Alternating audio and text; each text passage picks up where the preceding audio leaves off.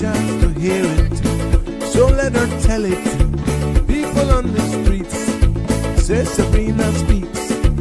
Tune into the show, she will let you know. Tell all your friends and family.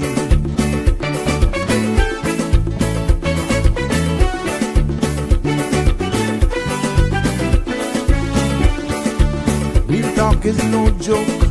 You get the news straight up from grassroots and concerned. You hear some people gone. So tell all your friends to tune in to Good evening, Cayman. I'm Sabrina Turner, and welcome to Sabrina Speaks, your daily dose of clarity, truth, and community insights. Every weekday from 5 to 6:30 p.m., we're tackling the issues that affect you. From national headlines to grassroots concerns. Whether you're in traffic or winding down your day, this is your chance to hear it straight and speak your truth. So buckle up, Cayman. We're not holding back. This is the show. We gotta let you know. Now we got to go.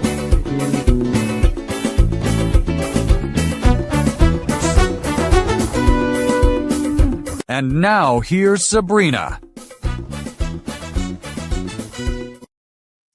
Good evening, and welcome back to another edition of Sabrina Speaks, the podcast where your voices rise, stories unfold, and inspiration takes center stage. I'm your host, Sabrina, and it is a pleasure to be back here with you on this Thursday. Definitely. It is the day before Friday, and I know how excited people can get. They're almost pretty much wind down. School starts back and you're trying to get into the groove of things. That pretty much kicked off yesterday. So I know people must be actually just trying to get back in the normal groove of things. And I'm hoping that all the students, had a first day at school. It's not necessarily the same thing in certain, and I think it was in Missouri, yesterday, where in the U.S. they had another shooting innocent, and two young kids, as reported, lost their lives at mass. And our thoughts and prayers go out. But we're just so blessed to live in a jurisdiction where we don't have incidents like that, and we will pray that that will never be our jurisdiction. But welcome back to our teachers and our students. The first day back at school, that was yesterday. And parents, welcome back to reality.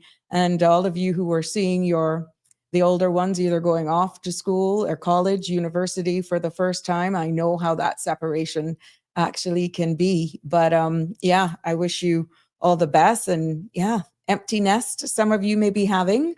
But again, it is indeed my pleasure. To all of those persons on the front line or uniform services, thank you for your service.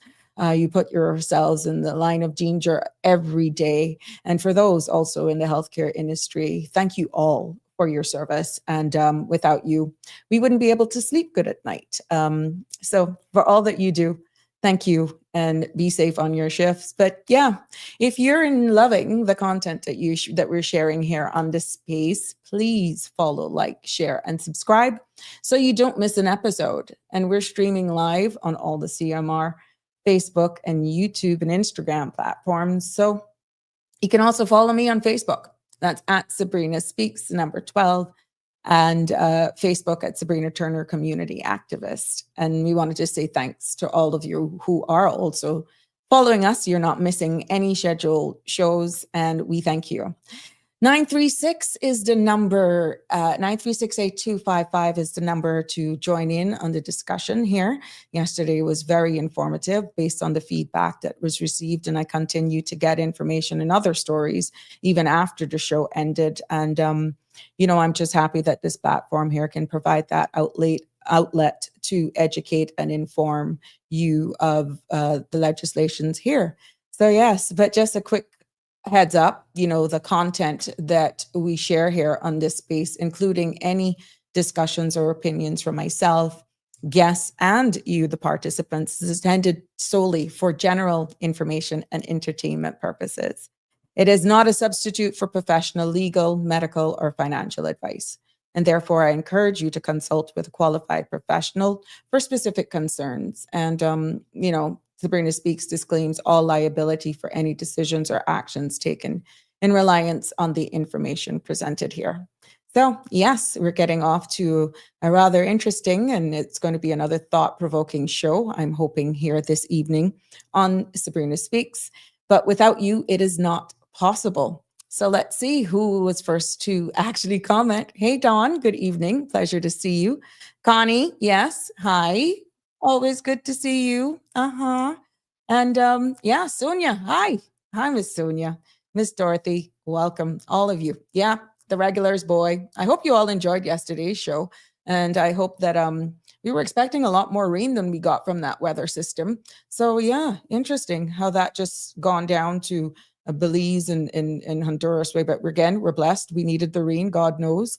And just listening to the show last night, I didn't realize how loud the thunder was because I could hear it when I played back the podcast yesterday. Because once you're here and you're doing this live, you're really not around, you're not even aware of your surroundings. But yeah, I heard that quite clear, quite clear. So yes. So yeah, hey, Jaron. Winding down over there from Barbados, getting ready to head home tomorrow, God's willing. Yes. And I'm sorry that I was not able to update the Sabrina Speaks family here. I guess they're so busy down there in Barbados, even though they're an hour ahead. But I'm quite sure all of the stories and highlights, I hope you've been following them. I've been sharing as much as I can on MySpace. And also Sandra has been covering a lot on the actual Cayman Mall Road update space, making sure that we have kept you all up to date with all of the happenings there. So yes, hi James, it's a pleasure to have you. I'm not going to be alone in studio today, and we are going to be joined by our guest, RJ Alexander from 547 Advisors Cayman, and we're talking about the unspoken vows. I had to smile when I saw the flyer. I said, I wonder what's going to come up with this one now. People are going to be assuming all sorts of stuff, but this is an important topic, and it is definitely hard to have. And it just shows how important communication is. And we all go through issues in our relationships, be it you're joined by holy matrimony, civil partnership, whatever relationship you're in, long-term relationships, common law, doesn't matter, ride or die. What we intend to uncover here today, I hope that will enlighten and inform you and will just shed a total different light onto everything. But yes, I'm looking forward for my guests to check in with us. We heard that yesterday, Cayman Airways even had to circle a few times because they could not land because of inclement weather. And we're just so thankful that today is a much better day, even though it's overcast. Hi, Marshall. Good evening. Good to have you tuned in as usual. And Miss Marjorie, yes, we could get more rain ASAP. Yes, we need some more, but be careful what you wish for. We're just thankful. But yeah, I agree, Miss Marjorie. It's so hot. And we know what happens to humidity once we get a little rain. And I'm really hoping at the end of the day, that this hurricane season, we would be spared and nowhere it gets hit, because with the way the economy is going right now, no one needs any natural disasters. So let's do our part to help Mother Earth and try to cool our planet. And definitely we see what's happening. Whether or not you want to believe in climate change or not, we all got our part to play. So yes, but I will be joined momentarily by my guest, and we all have, in life, silent arguments in our most intimate relationships, and especially when it comes with our partners. Sometimes we'll have those with our friends and our family.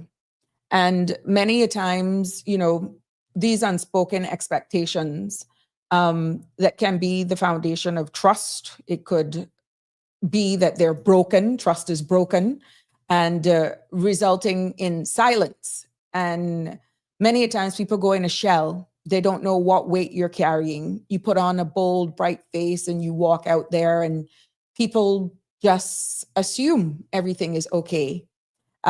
Pretty much what you're seeing on social media, what you see outplay on TV. And many a times what people post is not really the truth. It's it's all for show. It's all for the likes.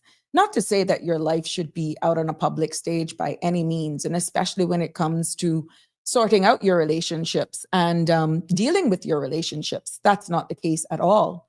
But becoming an introvert, becoming one of those persons who don't speak, especially when it comes to your partners. We're hoping this evening that the takeaway from this, which will break it down in a number of segments throughout this episode, that will encourage you and motivate you that you don't have to pretty much live in a prison, so to speak. You don't have to become mute.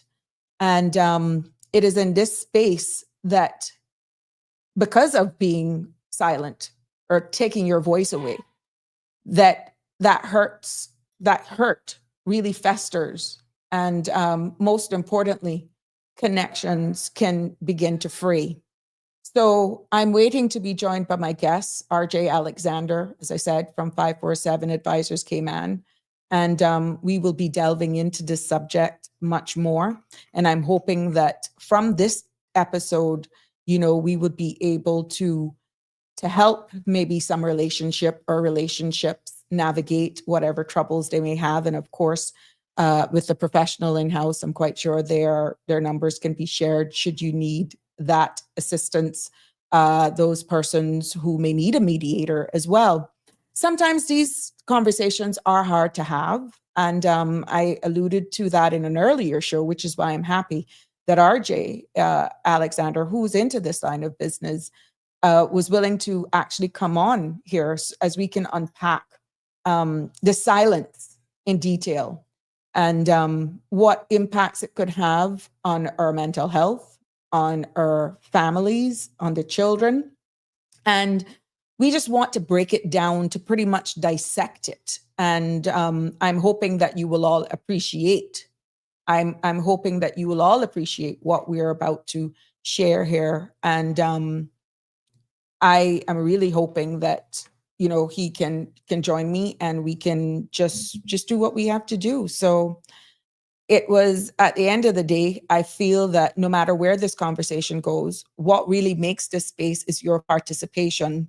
And with us here, we can actually try to help navigate. And of course, like I said at the beginning, please go and visit a professional in regards to helping you. But to solve these problems, what we're trying to say, or what I'm trying to say, silence shouldn't be your option. Silence shouldn't be your option, and you should not just leave it to that, because there are resources out there to help you. And the implications and the impact that can have on children's lives is just mind-blowing. And they then take that into adulthood. And at the end of the day, it is just one of those things that we navigate together. And I'm hoping that this space is providing just that on some of the topics that we will be having here, and as we continue to grow this space. So I'm just making sure that he can get on. Let me just double check here. But yes, I want you to join in the conversation. You can see there's not very much distraction going on the screen. Right here, the number is right there, and you feel free to email me as well, 936-8255, to participate if the need arise. Good evening, caller. You're live on Sabrina Speaks. Sabrina, good afternoon. Hey, Nick. Oh, I did it again. Jim. Who's this Nick guy? I don't know. Jim, I'm sorry. I did it yesterday too. It came out so easy. Is that your fantasy man? Maybe. It's after six. After The alter ego. Clearly. You're just giving away my secrets now, Jim. Yeah, exactly. No, I don't mean to interrupt your show, but no, not at all. I wanted to call and I wanted to publicly say, since I've been on CMR and I have been on your show, I have had a lot of people reach out to me via Facebook requesting a friend. Oh. A friend request. Mm-hmm. And I just want people to know that I don't use my personal Facebook platform mm-hmm. in that manner. my personal Facebook platform is used strictly for family and friends and my way of communication with them. Mm-hmm. So I just wanted to say I'm not trying to be rude or ignore anybody when they send me a friend request. Mm-hmm. I'll be happy to take their message. If it's questions regarding what I've spoken on, Right. I'll be happy to help wherever I'm able to. That's fair. But as far as just adding everybody onto my friends list, I just don't do that. Okay. Well, that's fair. I mean, well, what would be the best way then for them to reach you? Do you want to control this by email? Well, you can reach out to me through Messenger on Oh, Facebook. okay. But you don't want the friend request thing. Yeah, I get you. Yeah, it's just like I said, that's more personal for Understood. me, my family and friends, my personal friends. So, I'm more than willing to help people out, even if they just want to ask questions. I'll do whatever I can to help. Yeah. All right. Thank you for sharing that, and I'm hoping people will respect that. I really hope that they will. And thank you for still being an advocate, and you're still willing there, but respect goes both ways. Yes, thank you very much. Thank you. We now have our guest in studio. Let me welcome to the studio in this space. I found a new, are you hearing us? I'm hearing you clearly. Okay, good. So welcome, RJ. It is a pleasure to have you join me on Sabrina Speaks this evening, and I'm going to give you a virtual applause. Yeah, I found these little things here on it, these effects. Samples? Okay. Yeah, and your girl using them. By all means. It is a pleasure to have you joining me this evening as we do our best to unpack these silences as outline pretty much entailed. And I am so happy that you're able to join it, and I hope join in on this conversation and put your expertise to it. But I know you're an author, and I know you're from 547 Advisors Cayman. So before we get into pretty much digging into this topic, as we break down defining silence, the context as it relates to relationships and all that sort of stuff, please tell us a little bit about yourself and, of course, 547 Advisors Cayman.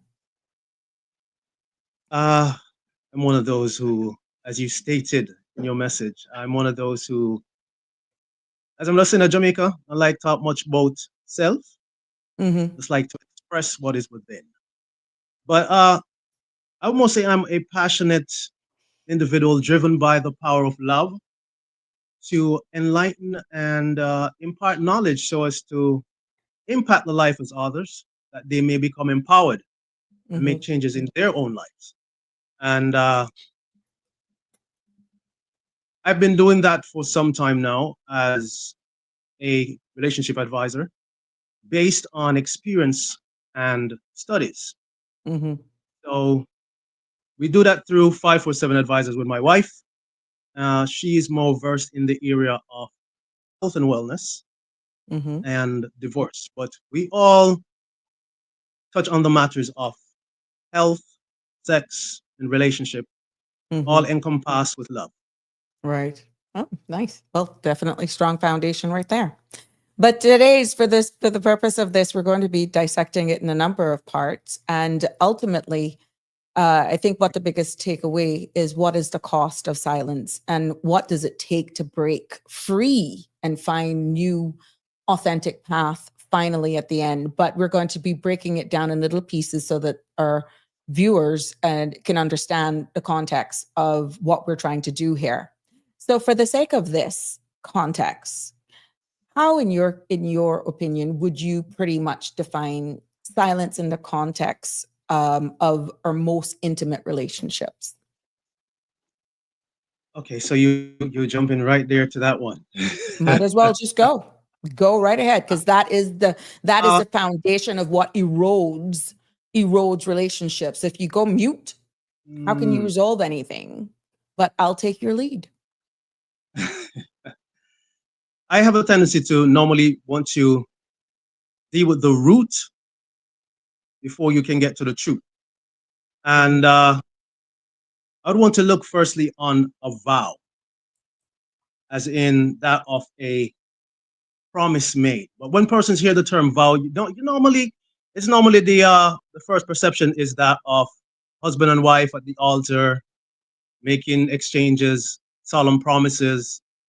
But it goes beyond that, especially when it comes to the unspoken vow, because that is still a promise made. It's someone has actually decided that, listen, I'm going to make this promise to myself, that I'm just going to go mute. So it's two ways to look at it. And where the secret is shared with a friend, because that's one aspect of it in terms of a vow, the unspoken vow, just like you would say you have a blood pact with someone, you're going to keep a secret. So that is one way to look at the unspoken vow. And then there is the other side of it, and that is the promise that someone makes to themselves to stay silent so as to protect themselves. And this is pretty much what you are touching on right now. What defines the silence when it comes to the intimate relationship. Such silence goes beyond the choice to be mute.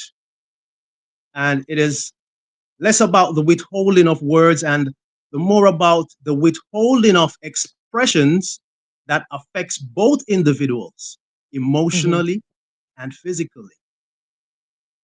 This is where you say you're like roommates, you're partners, but you're living like roommates in the same house. Space. You There's no pass, there you go. connection. The energy is broken. It's like you're not connecting.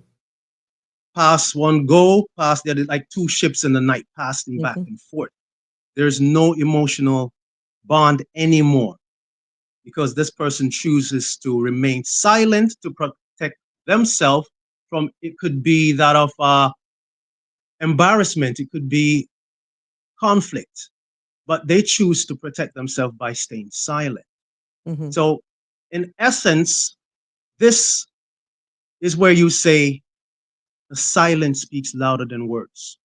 This unspoken vow. It's deafening. It can be deafening. Yes, yes. Mm-hmm. So how do you go ahead? No, go ahead. How do you actually get out of that if there is still some emotional connection, but it's like you go first, no, I go first, or it's all in your head? Like you're on one planet and the other party's on the other planet, but you're expecting it to have this almost telepathic communication, but one of you actually have to start speaking. And that is it. Who is going to, quote unquote, be the savior of the relationship? Who's going to be the one to step up? And it's normally the one who wants it more. It's normally the one who wants it more who will eventually break the silence and speak. That's what I've come to experience over the years. This is what I have heard from persons who have expressed that I'm the one who's normally the one talking when they go silent. I'm the one who's trying to mend the broken bridge. So where does the word compromise come into all of this? They're saying that there's always a dominant partner in a relationship. And then that one is pretty much, and compromise. Could that be translated into the same thing of silence as you alluded to, saying that I always have to be the one to break the ice? Eventually, you're going to get tired of that. And that's why, or possibly why silence creeps in. Because for years, one partner may actually have seen the erosion, feel the disconnect emotionally, because it just doesn't happen, in my humble opinion, overnight. No. It continues to erode and bite until then there's utter silence and ends up being roommates. But then it comes back to compromise. And both of you probably are in your head, or one may be living their best lives, just waiting for one to pull the trigger. This word compromise, because they may be saying in the back of their mind, I didn't want to be the one to pull it. I didn't be the one. Oh, she asked for it or he asked for it. How do you get over this word compromise for it to be fair? Or is there any fairness when it comes to relationships? Well, there you go. There has to be fairness because we're talking about relationship, the action of relating, sharing. So both parties really are to take a part. It should never be one-sided, one person always trying to, as we said earlier, mend the gap, be the healer, so to speak.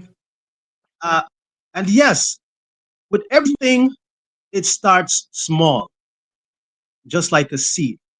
You plant the seed and then it germinates. So it's the little things that goes unnoticed. The failing, the partner does something and the other partner refuses to make know that this annoys me when you do this. Yeah. But they may take action. For example, the man comes home and he kicks his shoes off at the doorway, leaves his socks there, and the wife will take it up and pretty much like giving him a hint. Take up the shoes every day in, day out, but never said a word.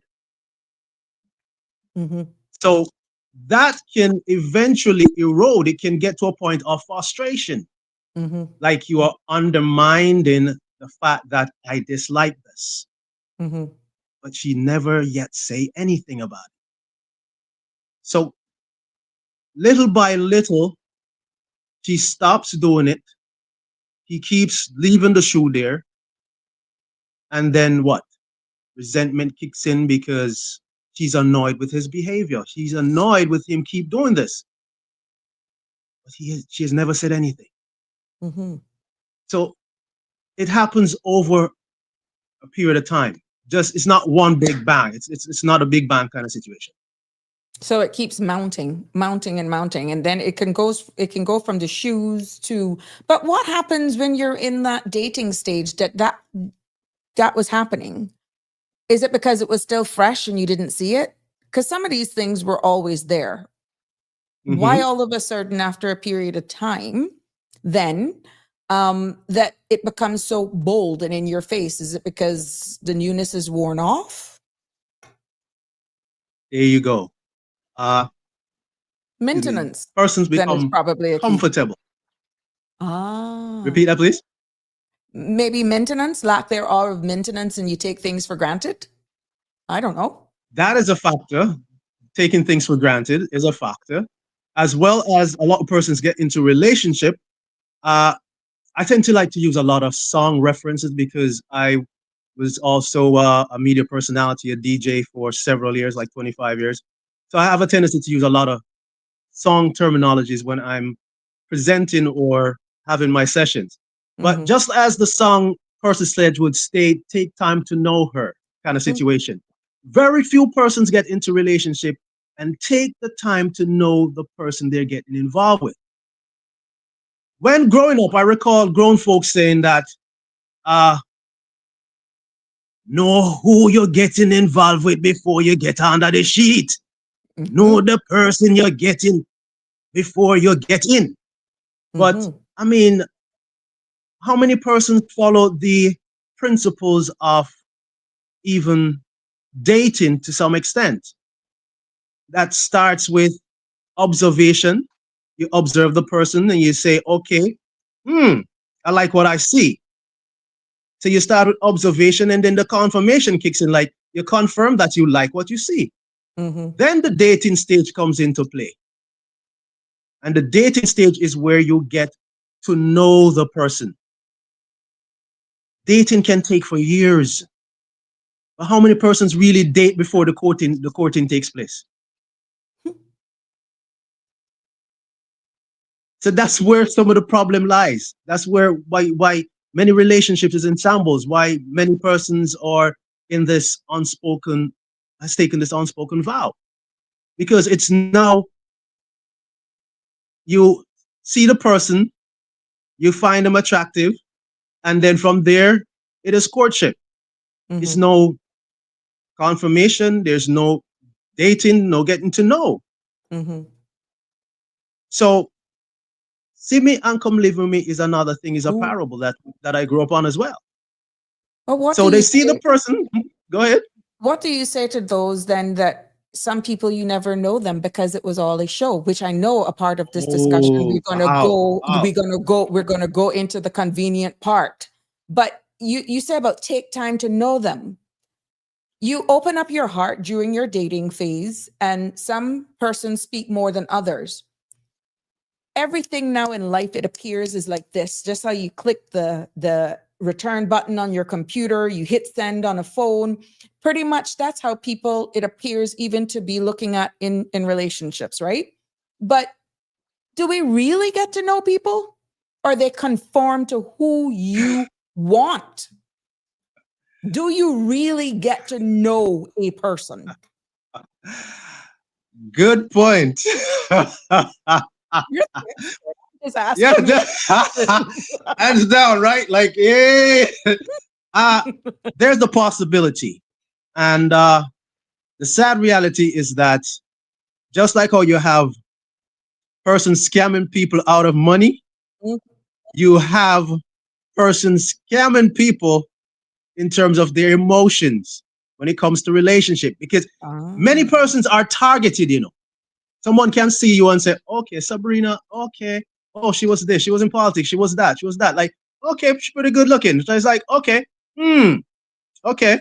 Find should we? someone who you're acquainted with to Mhm. get to know about you. And while you're talking to this man now, you're like, wow, this man seems to know me. I mean, he may go and search your profile, Ah, find out about you, and yeah, target you. So there you go. I mean, you're saying what happened when persons are in no way genuine? They enter a relationship with ulterior motives. mm-hmm, How will you get to know that person? mm-hmm. And the only way to know that person is by you coming into the relationship, putting all your cards on the table, putting forth your values. Because truth be told, a lot of persons are not going to be with someone if they have a ton load of values and say, listen, I don't stand for that. I won't stand for that. This is what I'll stand for. Well, I mean, the average person going to be like, who you think you are? I mean, I don't need that. So But always enter into a relationship with your mhm. values. Never go beyond your values. What about somebody who doesn't know their value? You're just looking for a I was companion. about to They're go just there looking and for said, a friend. They're just looking for a oh, friend, a companion. Then all of a sudden you confuse that with, you are my knight in shining armor.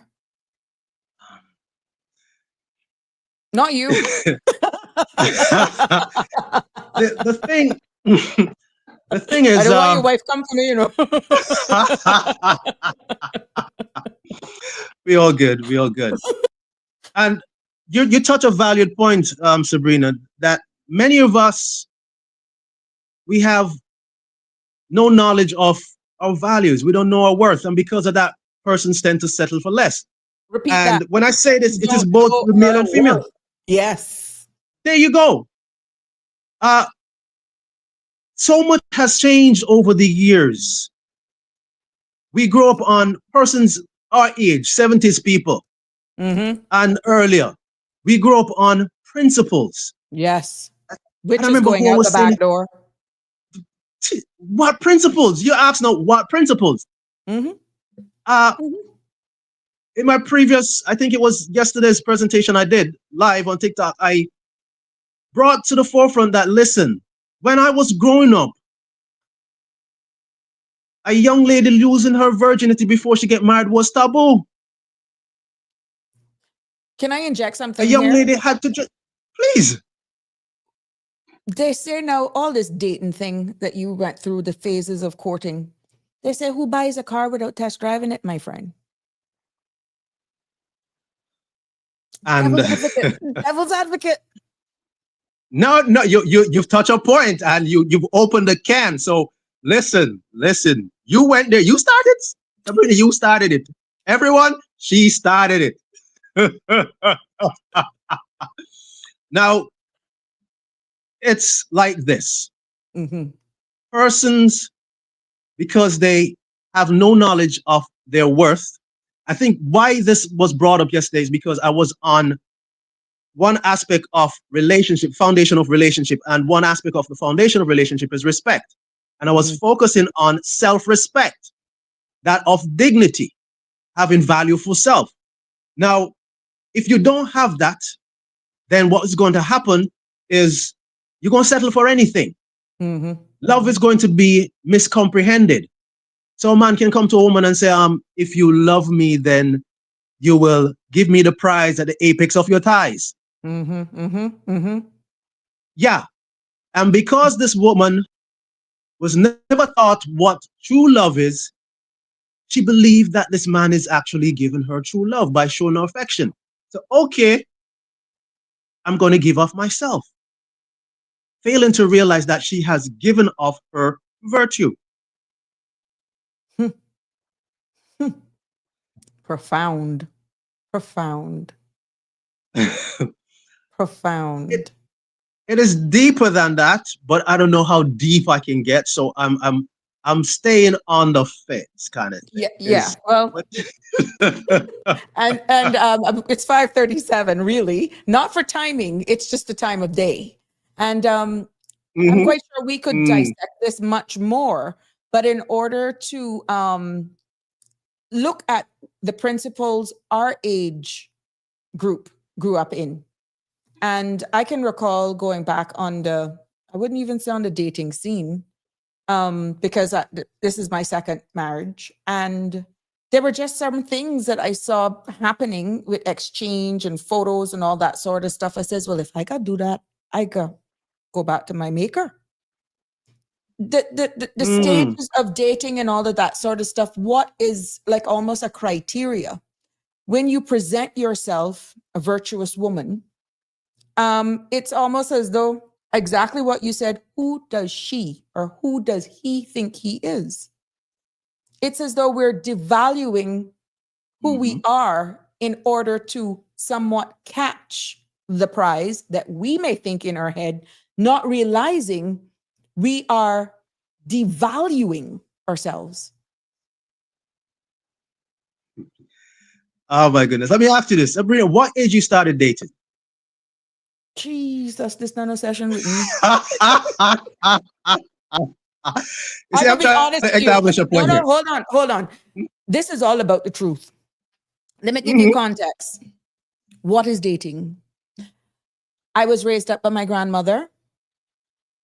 I thought I fell in love with the man of my dreams. And my first husband was my first. And and that happened very quickly because, let me repeat it, I was raised up by my grandmother. And it was one of those things where when that hit you, I was like one of those, someone that was caged, and that was it. You couldn't tell me anything else. So to say that I move for the context of this conversation from the salad and went to the meats and then eventually the desserts, Sabrina stopped at the salad. I was fool. And this is the truth. Goodness. And I feel then at such an early age, being raised as you've described was why it didn't work. Because I was younger then, and we continued to grow, and you then grew into yourself, and you identified who you were. You became your own. And as Whitney Houston says, I didn't know my own strength. And when I found that out, pulling back the curtains now, I realized where it was too early for me. I was too sheltered. I'm still somewhat very sheltered, but I do not apologize. How much partners have you had? You definitely don't want to ask me that question. No, but what I'm saying is I was embarrassed. I stepped away because the experience just wasn't there. And I do not take that away. I'm not ashamed. Sorry, I'm not ashamed of that. So the age was really at 18. Okay. And that was only one date and I got hitched. Because I tell you it's sweet, man. Okay then. Oh my goodness. It's sweet me. So But that was where I think the lack thereof of maturity and exploring, which is why I use the buffet line. I didn't move from the salad bar oh my, or the soup. you know, Put it like that. I didn't move from the soup. so much for the appetizer being the main course, right? What a mess, huh? Mm. You So know, to get back sadly, to you. sadly, and it's no blame game, but the era that we grew up in, we grew up in Mhm. an era of ignorance, wherein to just make mention of the term sex. Mm-hmm. Oh Oh, God. it's that's damnation. You gonna Mhm. hell, boy. I Mhm. tell Mhm. you, what did you say? Yeah. Uh, we were never taught. The most you're told maybe is I can tell you straight up. My mom made known to me that uh her way of talking to us about sex was my mom's is from the 50s, right? So you Right. know what I'm talking about. Mm-hmm. Uh You came by her the way of stork. telling us to repeat that, sir. You came by the stork. There you go. Yeah. Yeah, talk about the birds and the bees, right? Literally the Mm-hmm. birds and the bees. Mm-hmm. Not about what happened in humanity when it comes to the act. Right. But what she said to us was, especially to my brother and I, was, my house ain't no creech. So if you go out there and you get any woman's or any person's daughter pregnant, my Mm-hmm. house ain't no creech. Not telling you Did something. we get? We ever got the fullness of that? Did I get the fullness of that? No, no, not at all. What I learned on my own. And the sad reality is that many persons learn their first experience when it comes to the knowledge of sex is in some provocative way through Mm-hmm. porn, through magazines, through Mm-hmm. Them days, friends, our days your it would play boy. friends, peer pressure. I Yeah. can remember the boys at school. You would know when they got it in their bag, and they would be hiding. Ah. Mm-hmm. Yep. So the question is it that our parents didn't know better, or is it that they were trying to protect us from what we fell victim to? Mm. That's something to look into. Because I don't think they knew better. Right. It's just as you said, at your age, 18, that was pretty much the norm. A young lady finds her husband, and the thing is, yeah, you become a housewife and you become pregnant, and That's exactly what I that is became. it. That's a I was cycle. even aging. I've reversed the age clock. I look younger now than when I was in my prime. What do you Wow. call your prime anyhow? Yeah, because I took on that role of two boys being exactly housewife. And I did not know what happy hour was until I was, well, as a matter of fact, going to happy hour was late in my 30s because I dedicated everything to my two sons and building my businesses. I did not know what it was to go to a happy hour or Wow. concerts. My friend Marshall is on here. He knows.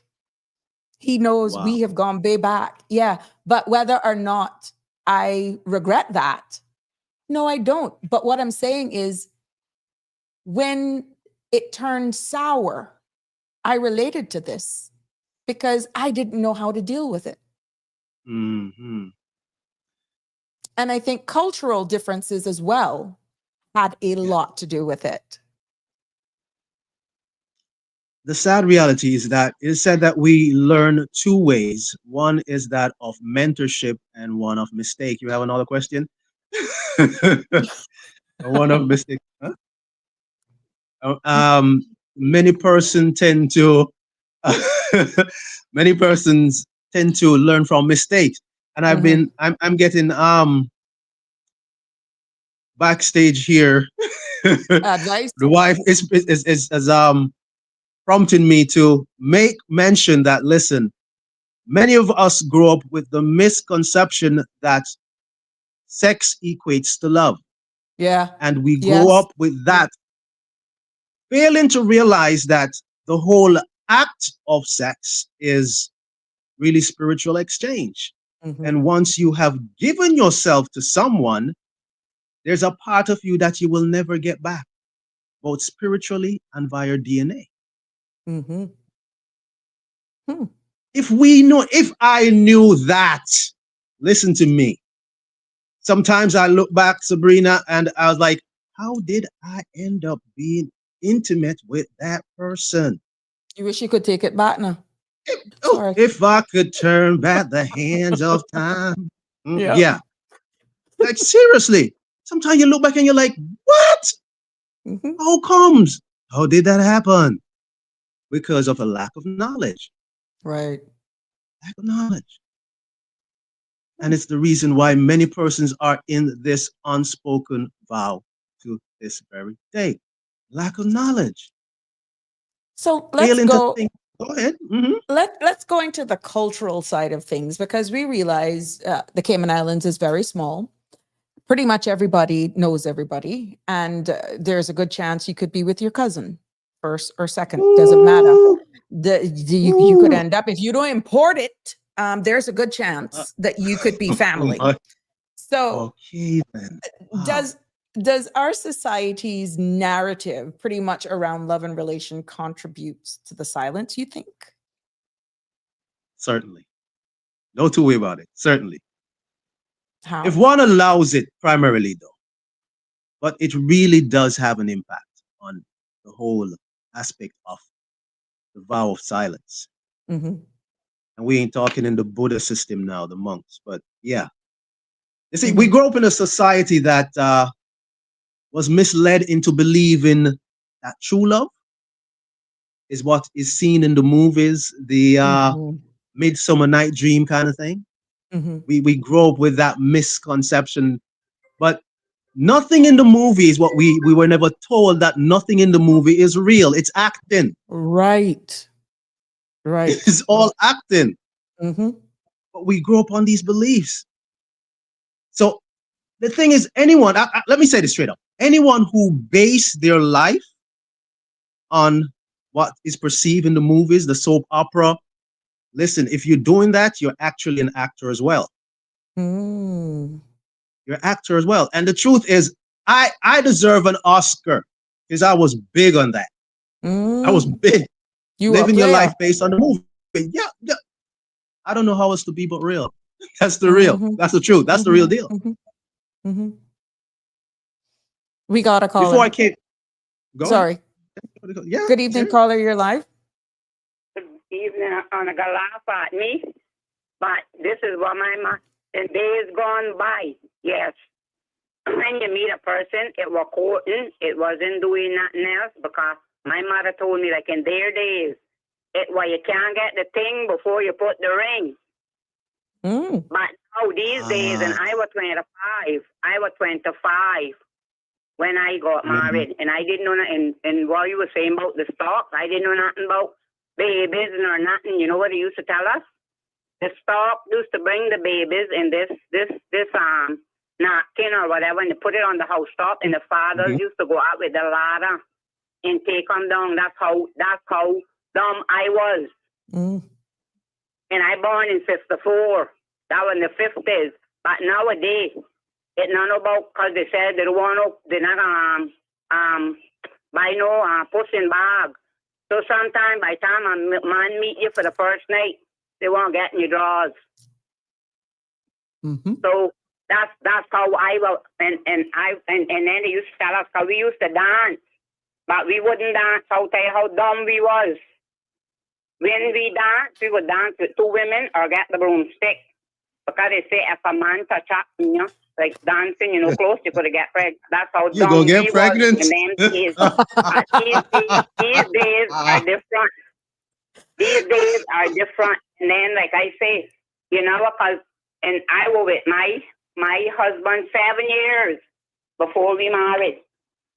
Because I said I wasn't marrying nobody. And yes, I agree. Just as I guess we have been together about 3 months. And we just, I'm not gonna tell a lie. We just used to go out and we get close to each other and hug up and kiss and thing, but it wasn't no nothing about getting no banana or whatever. I tell him, and I ain't to that. And I stuck it out for about maybe 3 months. After that, well then, but like I say, these days are different. And man, naga wonya, that's they don't cause they say, like John was saying, and I'm buy a car without touching it. So they says, it's time they used to come, then I buy no post and bags. So they gotta know what you can do from what you can't do before they marry you. And sometimes that it still do last. So it all depends on the people and the person. But I had my one for 52 years. Thank and you, like I tell caller. That's a long time. This is a debt to do us part. He's 72 and I'm 71. And I don't know who's gonna die the first, but we gonna be together till whoever dead. So that go. That's my 2 input about that. Thank you. Thank you, Got a question for the caller. You held out for until you were what, 25? You said. I was 25 years old before any man touched me. Yes, sir. 25, and I'm 71 now. I was 71 the 12th of this month. I born in 1954. Because I wasn't a person easy to get around. No. If I say no, it's no. My question to you is, did you hold out because of maybe the fear of once you engage in the act, you may get pregnant? Well, that was one thing, but then I guess he just won't. In other words, say, go on and leave you, because you never know. You never know what kind of intention they had. And so I you ensured. Said, I wanted one man, and all of my kids had to be for one man. And I said I wanted 2, but I would have had 5, but I got 2. I ended up with the 2, and I wanted a daughter and a son, and that's what I have. Because I didn't want no kids that half, we call them checkerboard. My mother had 8, and all 8 were for one man. Her mother had 16, and all 16 were for one man. So that I raised up with that in me. And nobody couldn't tell me different than that. I don't like that. I don't believe it's about half brother and half sister and checkerboard, whatever. One. And everybody tell me from time I come to this island, what do you know I get? Well, one man and one job. I say, no, but I had many jobs, but one man. Wonderful. And that's very Graham Martinez. And people can say stuff because mouth learn to talk. When mouth learn to talk, they say anything, but I'm not worrying about people because there's God I got to be account to for my soul. And I standing in the sports with my hand in the air, and if I lie in God could make me dead. So I'm not worrying about people because, like they say, people are going to be people and you can't change them. So who want to believe it, and who want to believe it, that's their business. Okay. Thank you, caller. Thank you so much. I am straight. I'm not a Christian, but I am straight. 2 things I don't do, not tell, lie, and steal, because a liar is a thief and a thief is a murderer. The 3 things read together, because I steal and somebody enforce that you steal in your life, and you lie and say, no, did it, then you could end up murdering people because they say you're thief. So there's 3 things that I don't indulge in this life in. And anybody that know me can tell you I may curse, I got a loud mouth because I'm a Leon, whatever, but I don't indulge in them 3 things. Stealing, lying, and whatever. Thank you, caller. Leave us there. It's time to talk about the cold, hard truth. Thank you. And my mother told me the truth will set you free, and that's true. I'm going to live with that till I die. All right. Thank you, caller. Thank you, Corla. Thank you much. Now, you realize what this lady said, Sabrina? Why she was able to hold out until 25. I said it earlier. She had values. She brought her values to the table and made this man know that, listen, until you put a ring on it. So she just didn't fall. Even though she was ignorant, she still had value. And this is what makes the difference. Having value for self. Having some standards. That makes the difference. Right. So the line of communication as it pertains to being able to identify the erosion of a relationship that ultimately leads or caused by the silence. When we've dabbled on the culture, upbringing, having self-worth and all that sort of stuff. But with going back to the whole point of so much nationalities around, fearful of being or falling for your family member, we understand the impacts that that is having on people. And it's this fast thing of just hooking up, not taking the time to get to know each other, mixed with culture, mixed with non-verbal, non-communication. That's a recipe for disaster. Mm-hmm. And age difference as well, you think could cause a big problem? Wow. Yes. I've always said that age is a factor because, and I'm looking at it from on the standpoint of older person with a younger person, vice versa. Mm-hmm. If it's, often said to persons, if it goes beyond a decade, it If is it going goes to more be than 10 years. Mm-hmm. 10 years. If the person is older than 10 years or younger than 10 years, there's going to be some issues. Someone is going to have to compromise because you're talking about different, total different gap. There's a big gap right there. So you're involved with someone who was born in the 70s. This person is born in the 80s. That person have no knowledge of things from the 70s. Mm-hmm. So you who was born in the 70s now is going to have to try and play catch up, or that person going to have to try and learn things about the 70s.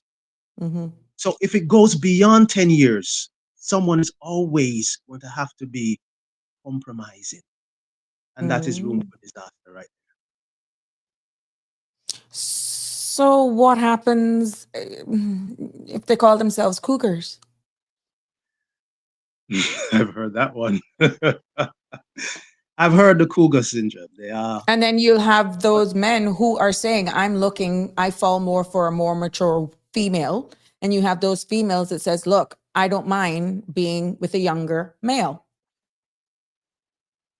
The question is why? For the male, it may be they're seeking a mother. Mm-hmm. And for the They're female? seeking the female. How real can I get? Looking to stamina daddy. Yeah. Looking for vibrance. Uh, I'm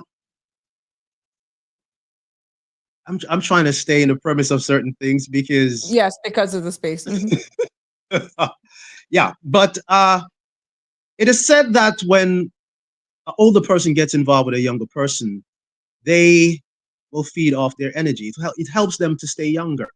Mm-hmm. So that could be a factor, as well as the person may say that they have been hurt too many times by persons their age group, so they're going to go for someone younger. It may just work for them. Mm-hmm. So it depends on the individual. It could be a lot of factors at hand, but based on what I'm aware of, those are some of the reasons I've been told. And the case where do you see relationships actually surviving based on this age gap? We'll just use the threshold of 10 years. I know I have a friend who the age gap is 16 years. Mm-hmm. And they're fine to say that they didn't have any problems. In this case, the female is older, the man is 16 years younger. And they're fine. It just works for some people. But then what has happened, you'll have some women becoming more insecure the older they get. That age shows on them more. Mm-hmm. And then you go out and they're like, oh, that's your oldest son. And you're like, no, that's my husband. Yes. You see what I'm saying? Yes. A lot Mm-hmm. of that insecurity may actually come from either party as well. Your opinion on that? Is that why That's it's not definitely wise to go for the big gap? as I said, as far as I know, there's going to be some level of compromising. This person with the individual with 16, I'm pretty sure it took a lot of work to make it work. And it's no way I'm saying it's not possible. It can work, but it will take more effort than maybe being with someone within your own age group. So that's my take on it. What do you say to It can work, but those? it's going to take. And isn't it Mhm. that should be the principle for any relationship, in my humble opinion, no matter what the age difference. But what do you say to those partners where those couples or those individuals who've committed, but it's as though they never grew up? It's like they've stuck into they're always hunting. As in there's no satisfaction with the one they're Hop, with. skipping, and jumping. When do they settle down? Oh my goodness. It is said that women are quicker to settle down than men. Mhm. Men tend to want to settle down after they think they have gone through and tried it all. Mhm. No, Okay. unfortunately. My wife was back here actually poking at me. Like that was your story. Like, like Mhm. Mhm. Tell her I say no, to listen. distract you. But yeah, Tell I her mean, I some say men, don't distract you. you heard that? Stop distracting me, wifey. But yeah, some men will say that they're searching for their rib. All right. That was Mhm. one terminology. They're yet to find their rib. So they keep moving from one partner to another to another. Uh, but a woman is quicker to settle down. She knows, I think a woman is more, because she's more emotional, she knows what she wants when she come across a man who satisfy those desires that she's always been looking for. Mhm. For a woman, it is more mental. For a man, it's more physical. So yes, this woman may be so suitable for him, but physically, it is not what's appealing to him mentally. Mhm. Mhm. She don't fool his eye, but she's nice. Oh, yeah, but your wife nice. So yeah, but there's always a but. So he's looking beyond. He doesn't look beyond the physical, while the Mhm. female looks beyond the physical. Right. So a woman is Right. quicker to settle down than a man. A man normally wants to settle down when he gets to a point where he needs someone, maybe a caregiver. He's ready to settle down. Mhm. I see a very interesting comment, and I've always heard this. Maybe you can expound on it a little bit. Men are hunters. I have always heard that. Mm, Men are mm. naturally hunters, but does that give them then a pass if you've committed? Either or either. And as a man, I would say no. The That sad it doesn't reality give them a is pass. That it doesn't give them a pass. no, no, no, no way. I no way agree with that. Mhm. The reason for that, why a man keeps hunting is because he's yet to come into the awareness of self. And it goes both ways, Mhm. but more so the man. Because when you come into the awareness of self, you will eventually attract yourself, as in the female version of you, to yourself. And Mhm. that is pretty much my story. Mhm. When I came into the awareness of myself, to who I am, my purpose, what I'm here for, I attracted the wife I'm now with after being, after, as they would say, hunting. And I'm a Leo by sign. So like a lion, I was hunting, trying to find that one. But what I needed to do was find myself. Mhm. And when I found myself, I attracted the female version of me to myself. What And happens that is when you what. find yourself and you've already committed, have built a life, have children, and it's like, Mm, whoa, what happens then? Which could uh, possibly go into societal pressures, family pressures. What will other people think? I have to remain in this because of the mortgage. I have to stay in it because of the children. I have to stay in it because of my profession. But you have found yourself and you realize, whoa, stop. I can't do this anymore. mhm. What happens then? It it comes down to choice. What really matters is what matters to you, painting a picture or trying to please everyone but self, being unhappy, being in a miserable union with someone in no way who is compatible in no way because of what society is going to say, because of what pastor is going to say, because of what your parents is going to say. I mean, at the end of the day, you're the one who is in it. That's what I would say to anyone. You're the one in it. Are you going to stay because of the sake of the children, the mortgage, the joint account? Are you? It's cheaper to keep them That's mentality, it. Yes.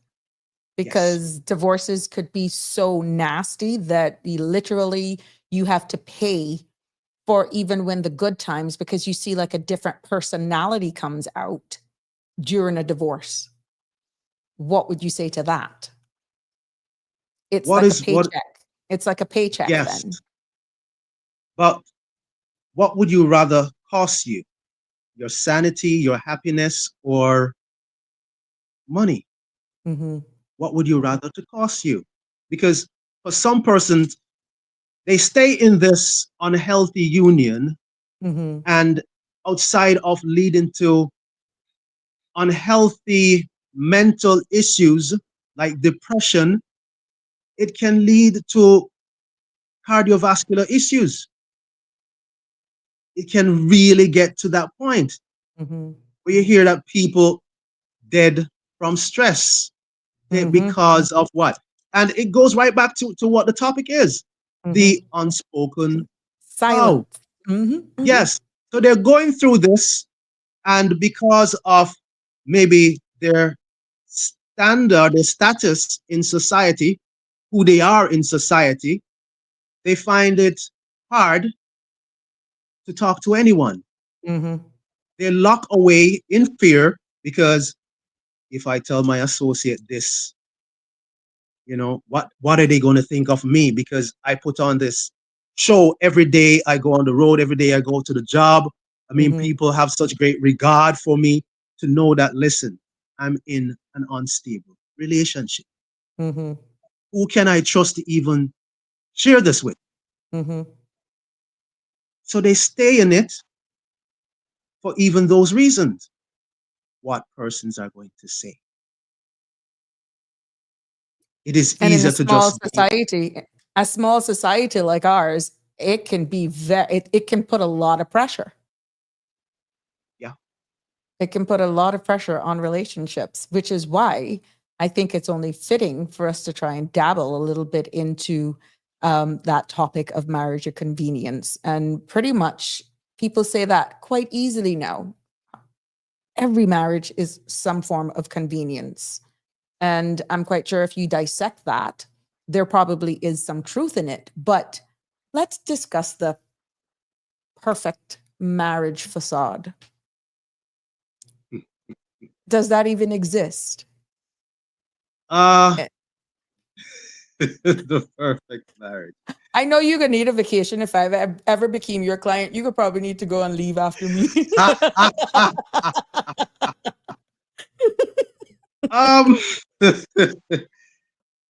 The perfect marriage goes back to the whole living life based on the movies. As I said, the Romance in the Stone, the Midsummer Night Dream. It goes back to that, painting a picture. The truth to be told, is there any such thing as a perfect marriage? You can work for perfection. You can work towards the perfection, but will it ever be perfect? And perfect in whose eyes? Because in your eyes, based on what you and your partner has agreed to, and it works well, it could be perceived as being perfect. So is it perfect in the eyes of society or perfect in the eyes of the couple? That's And one thing to look at. that should only matter in the eyes of the couple, because they're the ones that are in each other's personal space. There you go. But the perfect marriage that I think you're talking about is when persons put on a show and pretend as though, oh, we never argue. No, everything is fine. Even when it's far from being fine. I think that is the Mm-hmm. perfect marriage you're making reference to. Mm-hmm. You Mm-hmm. go out and you put on a show, you hold the hands, you smooches in public, like, oh, what a loving couple. Oh, they're so loving. They're the perfect couple. But behind Mm-hmm. closed door, it's back to this, what we're talking about, Mm-hmm. roommates. Mm-hmm. Mm-hmm. Mm-hmm. So it is unhealthy. It is unhealthy How to pretend. Well, then how do we help someone who may be in that, that is probably bounded by family, young kids, or even society? What nuggets of advice would you be able to share with those persons who find themselves in that situation? They realize that it was not what they thought, or one partner was not being open and honest in to your neck in either trying to raise the children. There's debts, there's, that parental responsibility of being fair, of doing it on my own, or on their own, raising the kids. 95% of the time, the kids end up, if they're children, in a relationship with the mother. And then you see the kids then be pulled as a bargaining chip between both parties. And worse if they depend on income from the other parent. What advice would you be able to help hold that person to guide them along? The first thing I would suggest is to seek help. Mm-hmm. Find someone that the both of you, respect and can speak to. Mm-hmm. Because sometimes what happens, especially in both sides of the relationship, both partners, both the husband and the wife, male or female, many a times what we do is grit teeth. We did what our What you mother, see. or father did. Mm-hmm. Sometimes, really and truly, it's ignorance. They don't know otherwise. Mm-hmm. Many a man, most men, truly, very few men were ever taught what it means to be a man, what it means to be a father, vice versa. Mm-hmm. And those who have some inkling of what it is to be such, they learn that from a man who learned it through mistakes. Mm-hmm. So sometimes, really and truly, they don't know until someone sits them down and find out, why is it you do this? Right. This is the approach you can take, and this will be the outcome. Just tell me who don't want a perfect marriage, a perfect relationship. Just everyone wants that. But it's how to get it is the question. And it's going to take advice. It's going to take guidance. Because if you don't know, you just don't know. And you're going to keep on going on thinking that this person is the problem when you are the problem. Because you lack the knowledge of what it is you need to do to ensure to sustain a healthy relationship. We got a comment here, RJ. It's not about oneself. Once you've committed to bringing children into the world, why should the innocent have to suffer? Couples with children have to work on their marriage until they have exhausted everything first. Those who have no children, then that's a complete different situation. Going into the latter part, because we can understand the part with children, ties into the very subheading of marriage of convenience, where they put on an act, as we alluded to at the beginning of this show, in order to solidify their residency here, and then one person ends up getting hurt. Many a times we may see that more than 10 years age difference, or it doesn't even matter with the age difference, but there was a hidden agenda. That can cause serious damage on individuals when at the end of the day, they feel that they were used. How do you rebound from taking that somewhat unspoken baggage in the recovery process? Ask about that question because I was focusing on what the comment that was made. I was focusing on that for a moment. Yeah.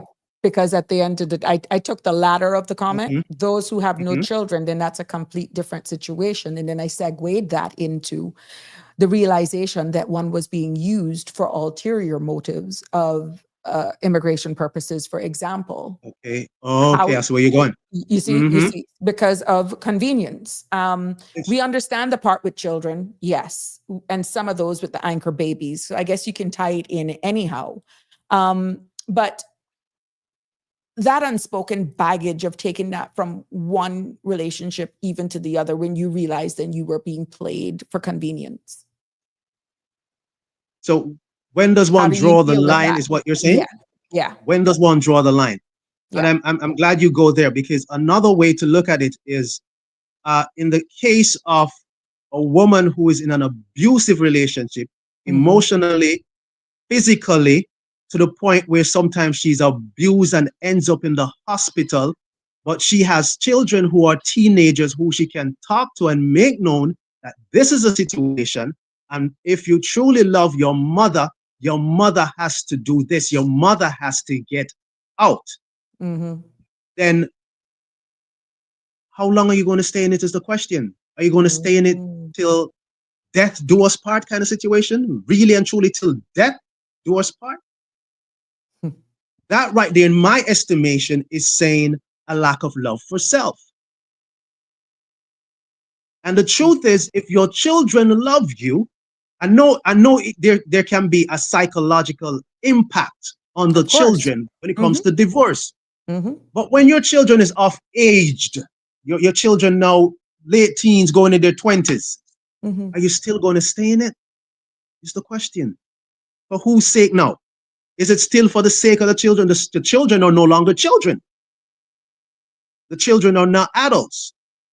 So are you still going to stay in this relationship that is unhealthy, that because the man is so abusive, you have to be like a conch in a shell, you say nothing, goes back to what we we're talking about, the unspoken vows, you lie about this. Oh, I bumped in a door. Oh, I was playing with the grandchildren and the grandchild did that, hit me in the face. Mm-hmm. How long? How much is too much? Mm-hmm. How long will you stay in it? When the children are no longer children, will you still stay in it is the question. Well, then another excuse comes in when we find persons in that situation. I'm older now. Who's going to want me? I don't look the same. Then it's an excuse and an excuse and an excuse, but you still remain pigeonholed. You've imprisoned yourself. And sometimes children do not have to be a part of that. You actually imprison yourself for other reasons. Right there, that's low self-esteem. And that is something that very few of us were ever taught. Very few of us were ever taught to have self-assurance, to have self-esteem. And it goes back to respect for self. And the respect for self comes in when you really learn to love yourself. I mean, that's used loosely so often, what it is to love yourself. To love yourself is to set boundaries and to go beyond those boundaries. To love yourself is to speak your truth regardless of what people's going to think, regardless of who is going to dislike you for what you say. It is valuing yourself. And until you get to that level, you will never get to the point of respecting yourself, and you will never get to that point of having self-assurance or self-esteem. And in the case where there's a child or children, that still remains the foundation, as Lisa brightly said. With small children, you have to think about yourself and your children, because it's not healthy to stay in an abusive relationship, just as a case where there's abuse. But that could go in a case where there's maybe a combination of physical and mental abuse, because we know that's just as bad. Financial abuse as well. A lot of persons may be unaware that that is a form of abuse. The withholding of finances is a form of abuse. And let me draw a key scenario now. And it comes down to mostly, I think, with Caribbean men. The baby mother saga. wherein before him can give her something for the child, she have to give of herself. She have to eat a wing. She have to lay down. She have to sell herself literally for Yes, him to fulfill his responsibility. that speaks a That lot right about there is culture as abuse. well. Yes. And that form of abuse, I mean, persons believe that witchcraft has to do with the candles and the omens and all that. But that is witchcraft. Anything that has to do with trying to manipulate or deceive person in any way is a form of witchcraft. And a man doing that is witchcraft. That is evil at its core. But if it's a norm, they wouldn't be able to identify what they're doing, which again, cultural differences can impact a Goodness. relationship. That could be a norm for where they're coming from, which is what Lisa Brightly is saying, because it's going to make the children think it's okay to abuse someone in the case of abuse. But as you alluded to, if that partner is exhibiting those behaviors, that could be from the upbringing in which they came from. But with everything in social media nowadays, how do you switch that off? Or is it because they can get away with it? Oh, goodness. I think it comes back to a lack of knowledge, ignorance. And as you say, that lack of knowledge embedded into culture, because it's the belief that shapes the culture. It's a practice, it's a habituous thing that is passed on from generation to generation, and it's sad because the average male, Caribbean male, and we said that because it's mostly when it comes to Caribbean men, you'll see this behavior, this practice. Listen, you hear me out now? You sure want nothing for the youth? You have to give me what me want. Now I go so. That level of selfishness that is coming from culture, based on culture, it is so sad. And the only way to break that is for one to get advice. And if, as you say, if they see nothing wrong with it, then they will not seek advice. They can't identify that they're wrong because that's a norm for them. That's the norm. Sabrina, that's one is a deep one. I'll have to look into that one and see what mechanism, what can be put in place to impart change in a mindset like of that of a man like that. Because they're not gonna see nothing wrong with it, and that's going to pass on to, if they have sons, it's going to pass on to the son believing that it's okay. Just like how you see daddy abusing mommy and grow up and thinking, yo, woman forget lick. That's how you show say you're a man. The cultural norms. And I go down another avenue. Growing up in the 80s and 90s, it was the norm in Jamaica, I don't know for here, but it was the norm that the rite of passage for a young man going into his teens is for him to get a STI. No. Yes. Not here. If you not have a STI, you're not man. Another thing is, if you not have children, if you not have a child by the time you reach certain age in your 20s, you're mule. Something wrong with you, or something wrong something with wrong with you. You're gilded, or some term they have. Like something wrong. This is what shows that you're a man. Getting an STI or getting a woman pregnant. Well, you're not prepared for mentally or financially. Wow. So these are some of the cultural norms that it is sad. That's all I can say. I'm glad Damien Henry saying this, because I'm going to flip it now.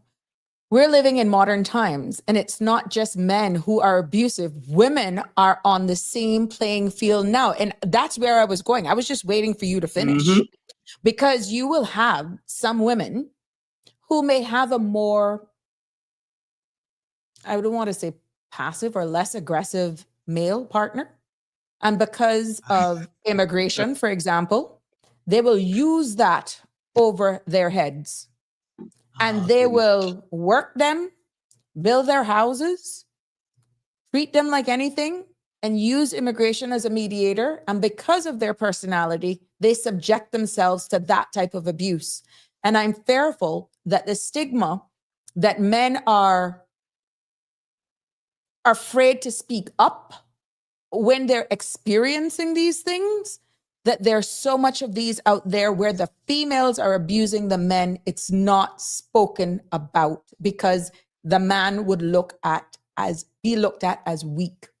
Behind closed doors, it's a total different world, but yet they still show up and be on the surface exactly what that role of a gender plays in the relationship.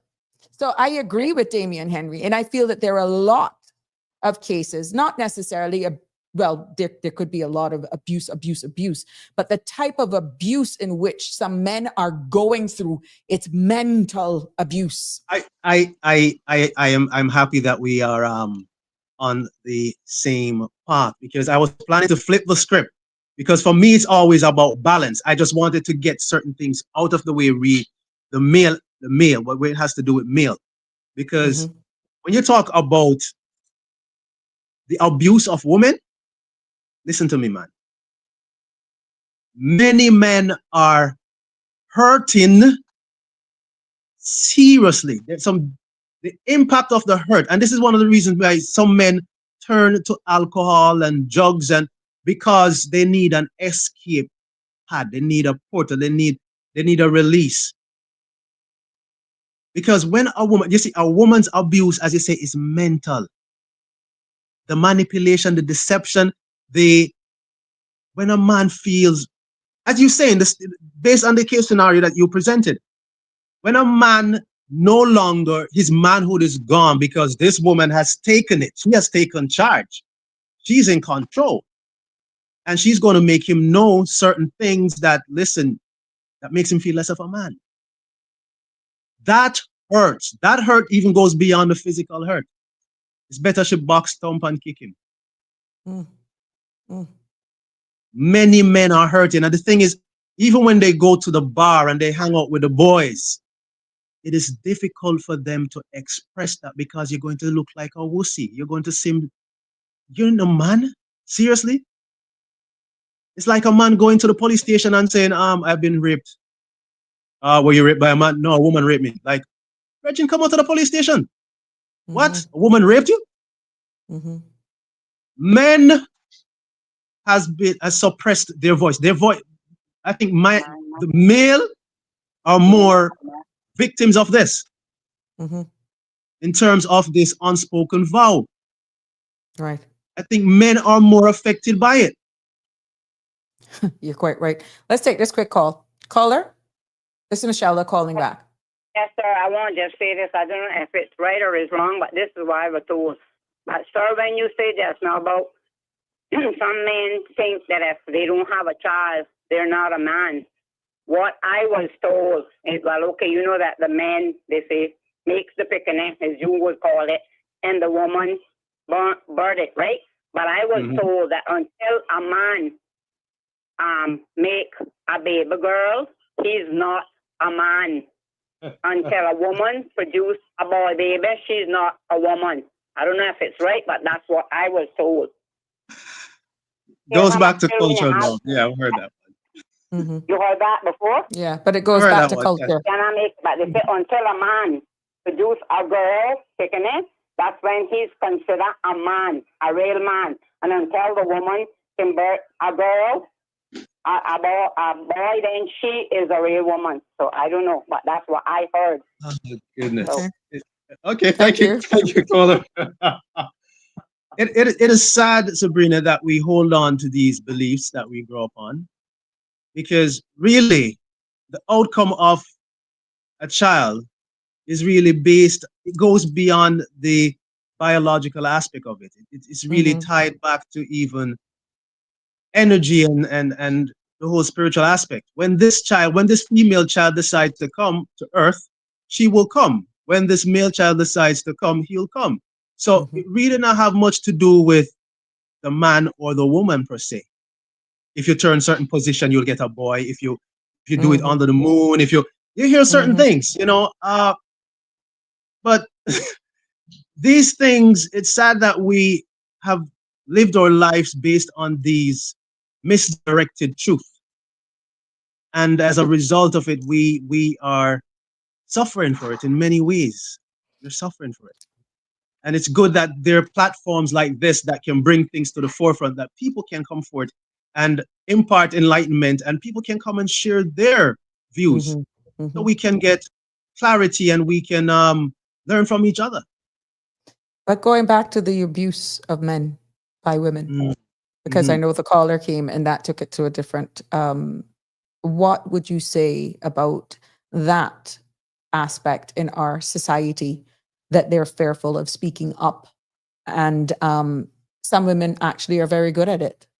They're very, very good at it, because they know that for a number of reasons, that they will always, or you've heard then that no man is going to make a report of abuse because the laws favor the women.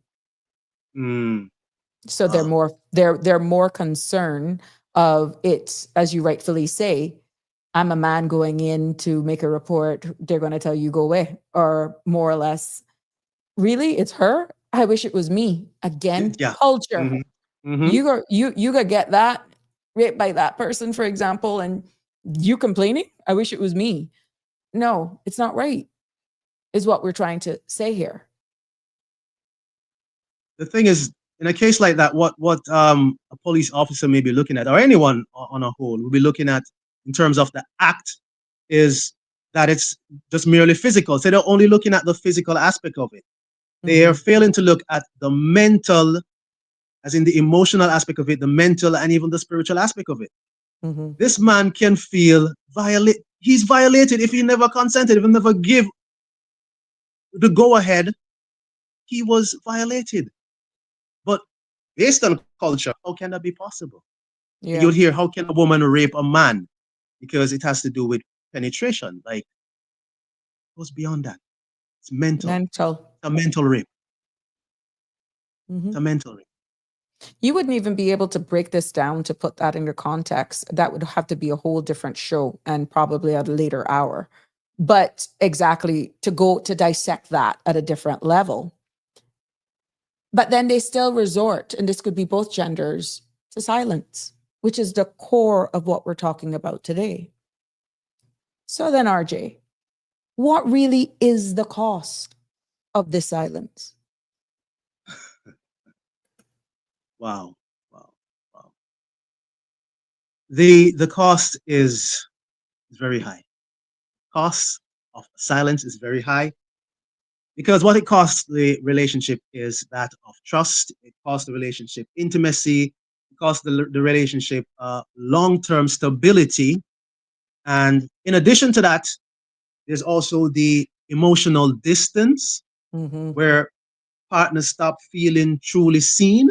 As we talk about the roommates, the two ships in the night, they stop seeing, or they stop thinking that they're being understood because of this, the emotional distance. You're not communicating. And I've said to persons in relationship many a times in sessions that, you see, once there's no communication, there's pretty much no relation, because communication is the act of coming in one, coming as one. If you ain't communicating, then there's a major lacking in the relationship. Relationship is the action of relating. So you have to find a way to communicate, find a level ground, find a language, find a way that both of you can reason on matters that concerns the both of you, that has to do with the relationship. If not, you're pretty much, I don't know what you will call what you're in. It is not a relationship. I hear you emphasize on the word communicate. That tags along with listening, paying attention. What happens when that is the core of the issue?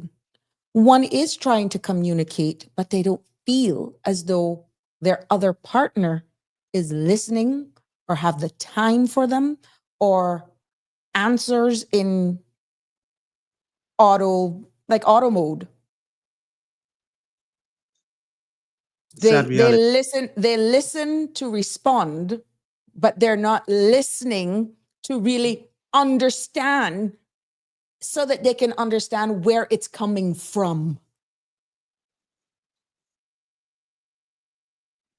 Am I really pushing your buttons this evening? No. Because you're touching some things that I discuss in sessions.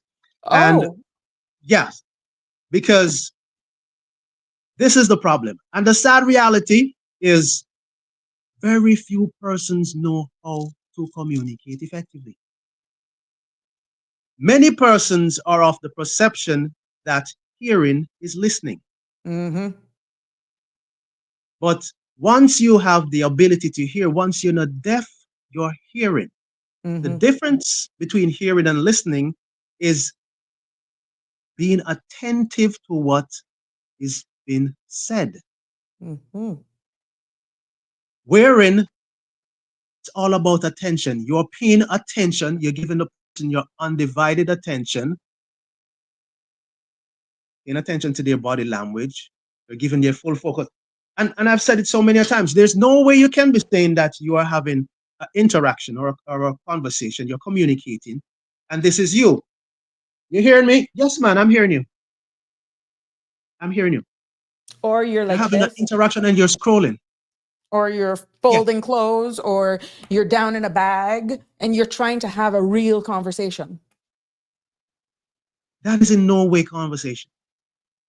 And then it could As I be said, misunderstood if you say, can you just sit and give me a minute? So now I'm a child. And then that becomes there you go. a toxic environment.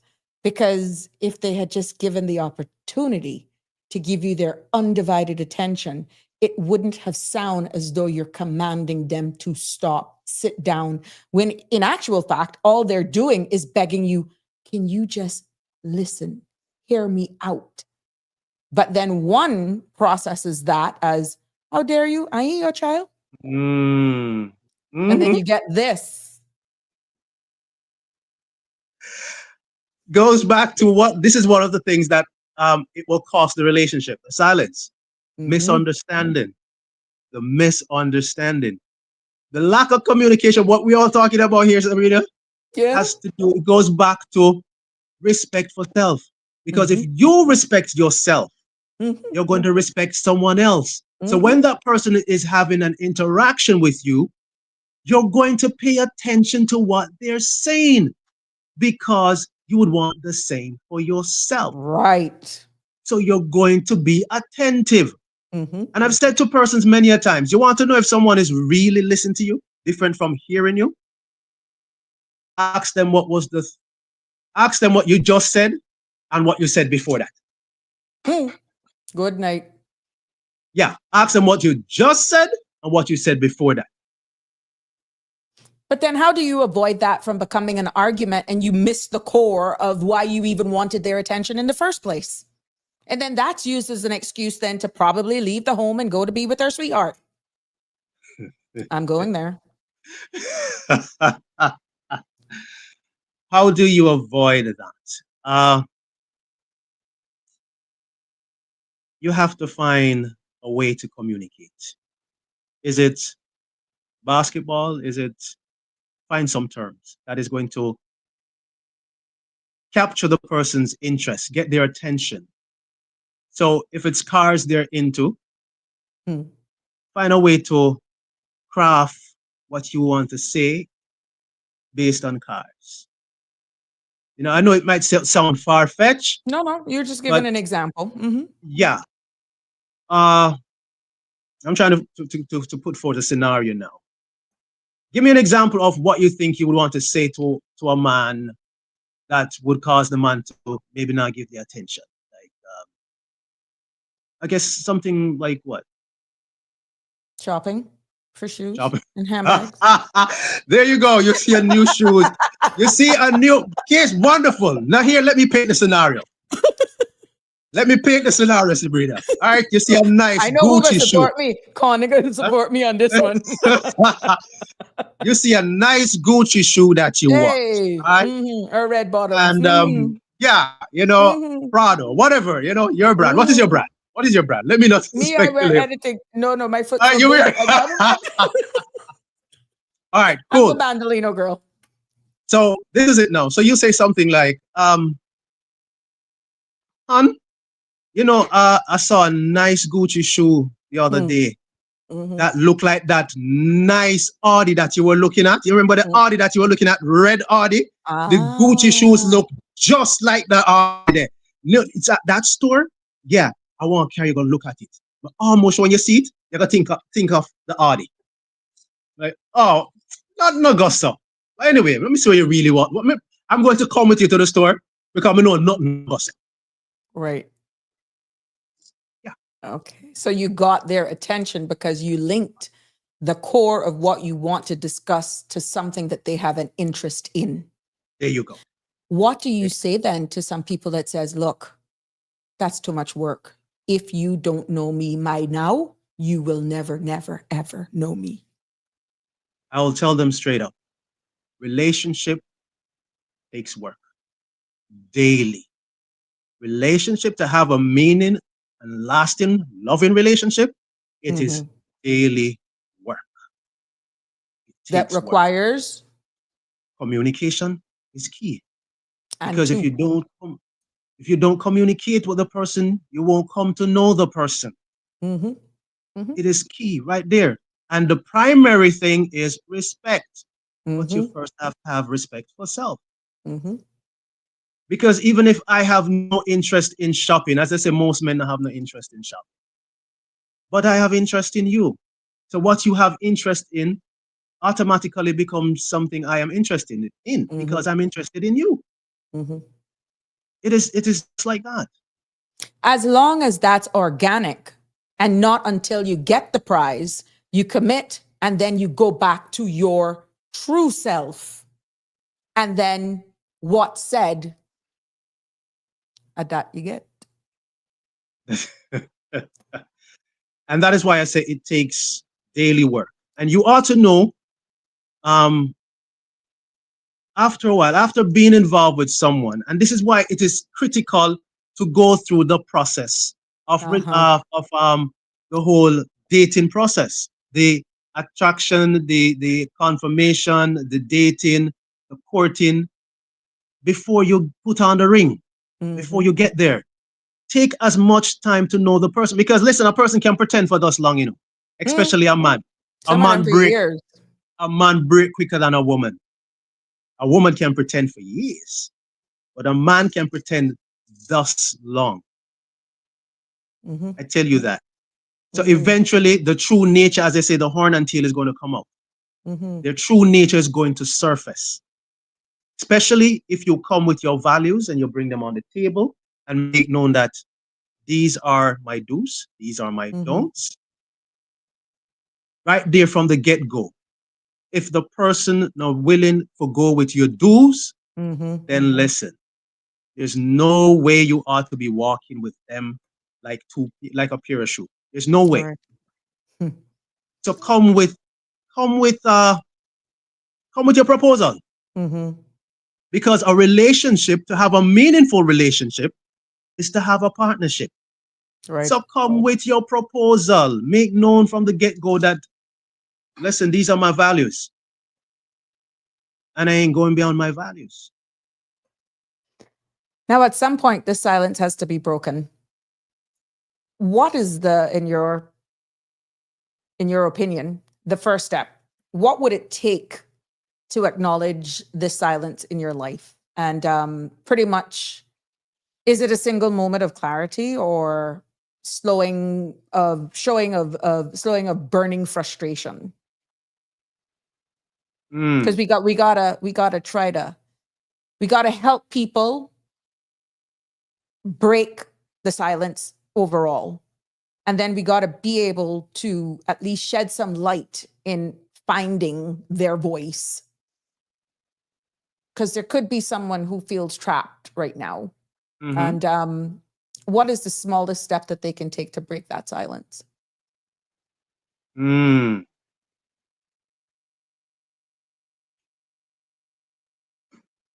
smallest step I will say is to start valuing self.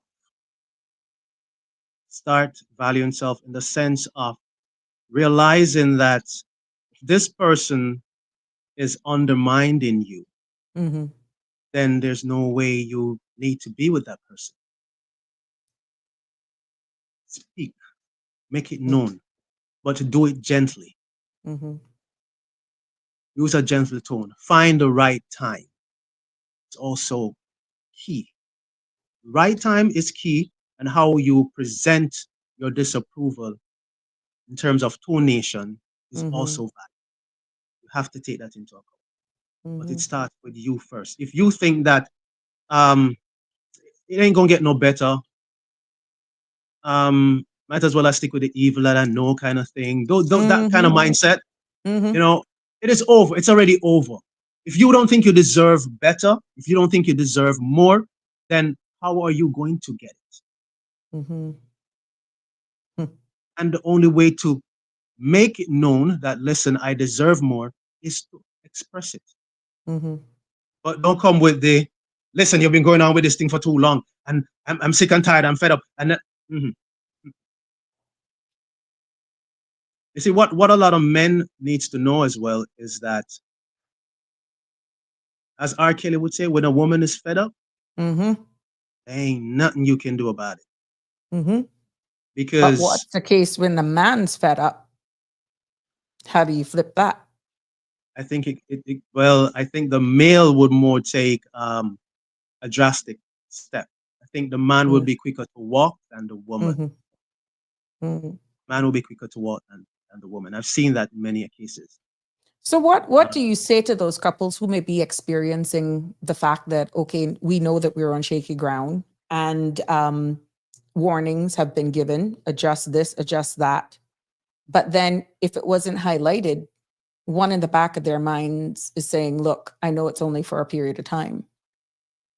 That has to come organically because for years, one has been doing this, like you use the shoe thing, which I hope to Christ nobody don't lose a good relationship over shoes or putting the toilet seat down. But you get where I'm going with the analogy. What would you say to those persons that they're only, just making it's a season and then you go right back to the old person and you keep doing that over and over?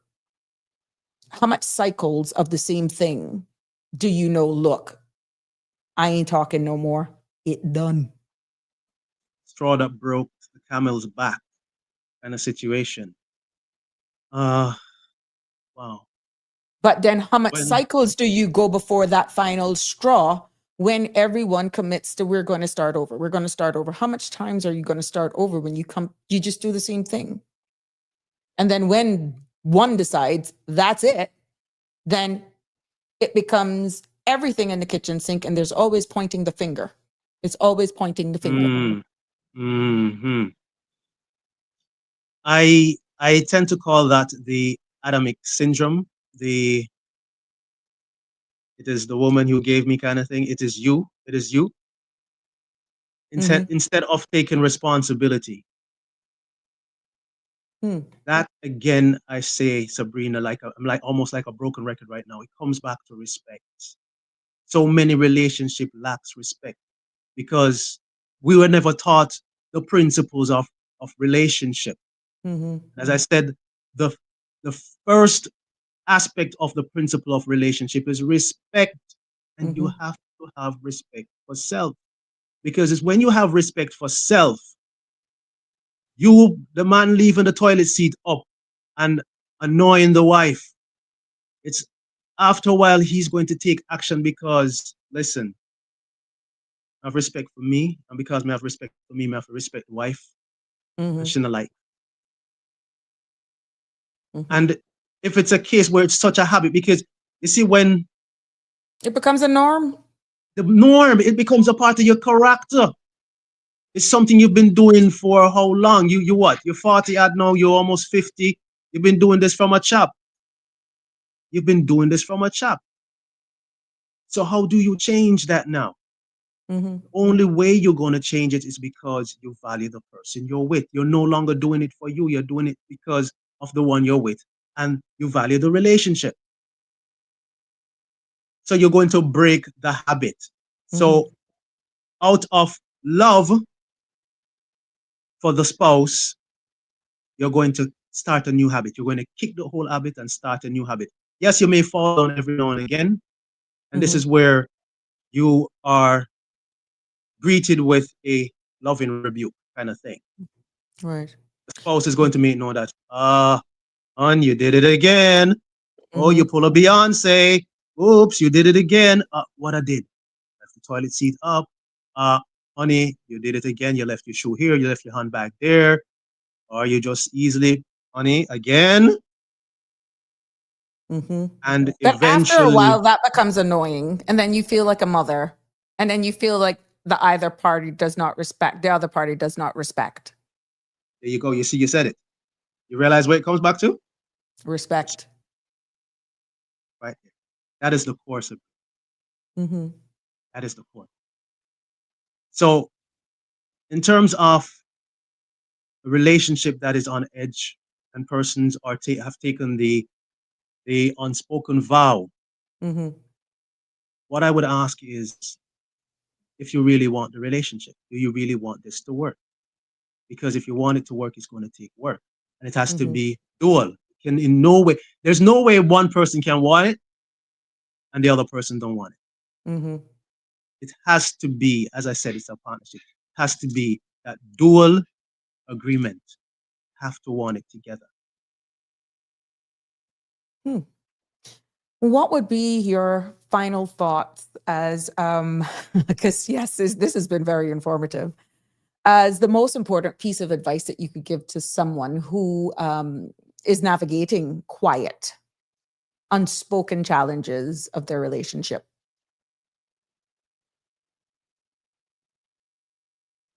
What could be your final thoughts? Just as how it said that closed mouths get fed, closed lips, unspoken words is never heard. You never know. So if you think you're unable to speak with the one you're with, find someone that you know they respect and you both respect, so to speak, and speak to that person. You don't have to get too in depth with it, but just make known what is happening. It could be as discreet as possible, but say something. Because truth be told, if that person that both of you respect, or maybe even so much more one partner respect, they are going to see something happening, but they may think it's not their place to intervene because nothing is said. So find someone who you have respect for, your partner have respect for, and express yourself to them. We got one comment from Damien Henry. A man will leave a woman on the snap of a finger, but a woman leave a man in their head long before the physical. Wow, you're on You point with that one, That's for sure. That is for sure. And how you can tell when that happens, the interaction dampens. You start get the one syllable. You okay? You sure? You haven't been talking to me lately. Really? I thought I was just talking to you. That's the most you may get. But and then what's going to happen now? The intimacy lock, shop lock. So you start get the man start get, oh, ever so often I have a headache. I'm having a headache. That is when she has already exited stage left and it's done.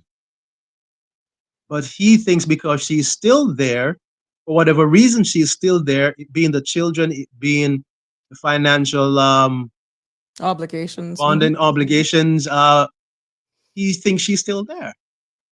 And she's still being civil. Miss Marjorie says, in the old days, shacking up was not allowed. You never know someone until you live with them, which is what you're saying. It all depends on the age group. And it Mm. goes back to what the first and second caller said as well. Yeah. On that note, in terms of how things were done in the Earlier days days. back then, the earlier years, I'm trying to remember the term that was used. A dowry, I think it is, wherein the man had to ensure he met the woman's father, and a dowry had to be given. That is no longer a thing this day. No. But to some extent, some person will say, yeah, he's selling him daughter. But there were certain standards. What persons need to realize is when you get into marriage, a lot of persons may be unaware of this, but the whole purpose of the father walking his daughter through the aisle to the altar is an exchange of responsibility. Okay. The father, who is the source of his daughter, her source of everything, protection, finances, when he goes over and puts her hand in the hand of that man, it's a relay. He's saying that you are no her father, you are no her source. You are responsible for her protection, it being physically, mentally, emotionally, and you're responsible for her financially. That is what really takes place at the altar. It's an exchange. Many persons are unaware of this. Many men don't know what is happening when he takes on a man's daughter. So that is why the whole meeting was important. The father wants to know, okay, what is your aspirations? What kind of job you do if you're already working or if you're a teenager? Oh, you like my daughter. What are your aspirations? What you want to be in life? Have a decent interaction. And he's like, I think I kind of like that boy, you know. But he's still observing him. That's the first aspect of any relationship. He's observing. And then, okay, the father may confirm after the first date. Okay, him carry her back early. He opened the door for her. I haven't seen that in ages. But young man still does that. And then if he has a close, intimate relationship with his daughter like that, he sit down and the daughter will talk to him and like, so what happened on your date? Oh, daddy, he did this. He pulled out my chair. He did that. Like, okay, a rare one. I think I like this boy for my daughter. But what do you say then to the independent women that would be like, I got my own door, so what? I can pull up my own chair. Again, this independent thing, I can do it on my own. I don't need you doing that. That can actually just makes a man just so, it weakens him. And the thing about This that, no. thing of independent woman can actually ruin a relationship as well. You ask for it and you get it. And when you get what you ask for, then you don't know how to handle it. Oh boy. And I may get some backlashing for this. I may get some slashing on my back, like a Your 30 wife slashings then. of my back, like Jesus. Like the Christ. Is your wife in the front of you right about now? No, but she knows who I am and she knows what I stand for. But the independent woman, this became a thing. I don't remember when it became a thing. Was it the 2000 it became a thing, or was it from the 90s? Late 90s. Late 90s. It became a thing. It became girl power. But listen, it has a lot to do with self-esteem. It has a lot to do with self-esteem. And why I say that, to the point wherein you have so much self-assurance, you can humble yourself to allow a man to be who he ought to be to you. Allow a man to treat you as you deserve to be treated, royally. Allow him. It's either that or the woman don't think she deserves it. She may say it with her mouth, but in her mind, her heart, it's something different because she have gone through so many abusive relationships. When the true thing that she always desires presented, she don't know how to deal with it. Or And she the can't same thing even goes for a man. identify it. She can't, There you or go. they can't identify it. She has gotten so accustomed to doing it myself. When it comes to you having a team player, a real man, don't know how to let go. You don't know how to share. Remember, there's a partnership. The relationship is a partnership. It's about duality. So deep down, maybe she may even be unaware of it. Mm-hmm. The The same thing takeaway goes for from romance. this, yes, the takeaway from all of this is that I'm hearing both sides have a lot of work, and it not all one side for a compromise. It has to be both sides willing to compromise. And I am feeling that as we evolve and social media and what we think is relationship is really what's eroding at true organic relationships. Hence, we see so much separations. And really and truly, my humble opinion, I stand to be corrected. There's not enough communication or willingness to honestly communicate effectively, to hear each other out. They would prefer to move out. Yes. They'd rather move out. And that has a lot to do also with ego on both sides. Because, yes, there can be arguments. And I've said it in sessions that I am for arguments in relationship.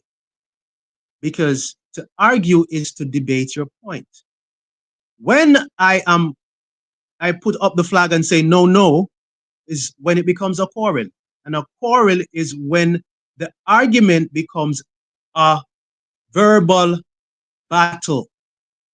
The calling of names, the belittling of each other, the disrespectful statements, that is a quarrel. But an argument is sharing your viewpoints. And the end result is that you both come to see the same picture. I never saw it that way.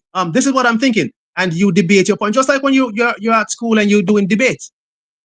You're arguing your point, But if you but you're can't doing even it do that, respectfully. because one is always wanting to hear their point and they're not willing to There you go. bow, Ego. that's where the problem comes in. Yes. And it's about winning. It's about me. It's about Yeah. what I think. It's about what I say. And it Or you goes become back. mute, you become silent, and then it still Mhm. doesn't get resolved. And then it's an undercurrent. It's a festering, festering, festering. And when you think then, okay, we've moved past this, then Resurface. something that could have happened 4 or 5 years ago then presents itself because you never Yes. ventilated it from the beginning. Which why it keeps, and then you wonder, why harbor it? Why harbor all of that? And you say you've moved on. It is the sweeping under the rug mentality. Just to survive. And again, that's where the faking comes in. Oh, Because you've conformed to save it on the surface, but genuinely you haven't changed. And it's hard to accept if one is wrong in today's society, because it's easier to fake it until you make it. And then it presents itself because that's who you truly are. Yes. So how then can one profess to have a relationship when they have what you call it now, a pretense of what is? Because if it's not true, then it's false. It's a pretense. Maybe it's, if I can't have you, nobody can have you, and you ain't going nowhere because you that mine. mentality there. That And if you think you're gonna leave me, try it. If you think you're gonna leave me for a younger one, try it. Gosh, that is sad, because that's a whole different kettle of fish there now, Sabrina. I know. To where persons but will it's kill real. people to It's stay in a real. relationship. Yes. But it's real. It is real. Oh we may my be goodness. actually doing it because I'm not in character, but that is real. Oh my goodness, that's a serious one, because the amount of situations I've heard of where women that is lose real. their life because, man, okay, kill her then kill himself.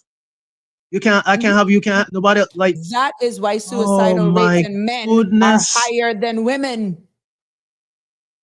And it all comes back because of the refusal to open your mouth and make known what's happening in your heart. Thank you. Thank you. If you truly think you're a man, man up. Talk about it. You must have a one friend or one virgin that you can go to and talk But about you it. can't talk about it because, again, a man comes with a stigma that you're not supposed to cry. As one commenter stated, you're raised in that if you cry, you're weak. And then some women use that to take advantage. And they actually, in subtle ways, with how they treat you, make you feel less. And it goes both ways. Yes, It goes both ways. but I It can can be say, in the most subtlest way. and that's when it hurts more. Yeah. That is what. It's when it's That is subtle. what. Yeah, the injection that poison that you get, kind of thing, that the poison that works slowly through the bloodstream. Mhm. Yeah, And then 10 years pass, 15 years pass, and you're still, oh, I'm connecting with myself. Oh, I'm aligning with myself. Really? Remove those glasses. What the heck is wrong with you? you touch on a point, because so many persons may be doing this. You say aligning with myself, saying the affirmations and Mhm. going through the whole routine. I have a loving and wonderful relationship, and it's There's just only one words. person in that relationship until you wake up.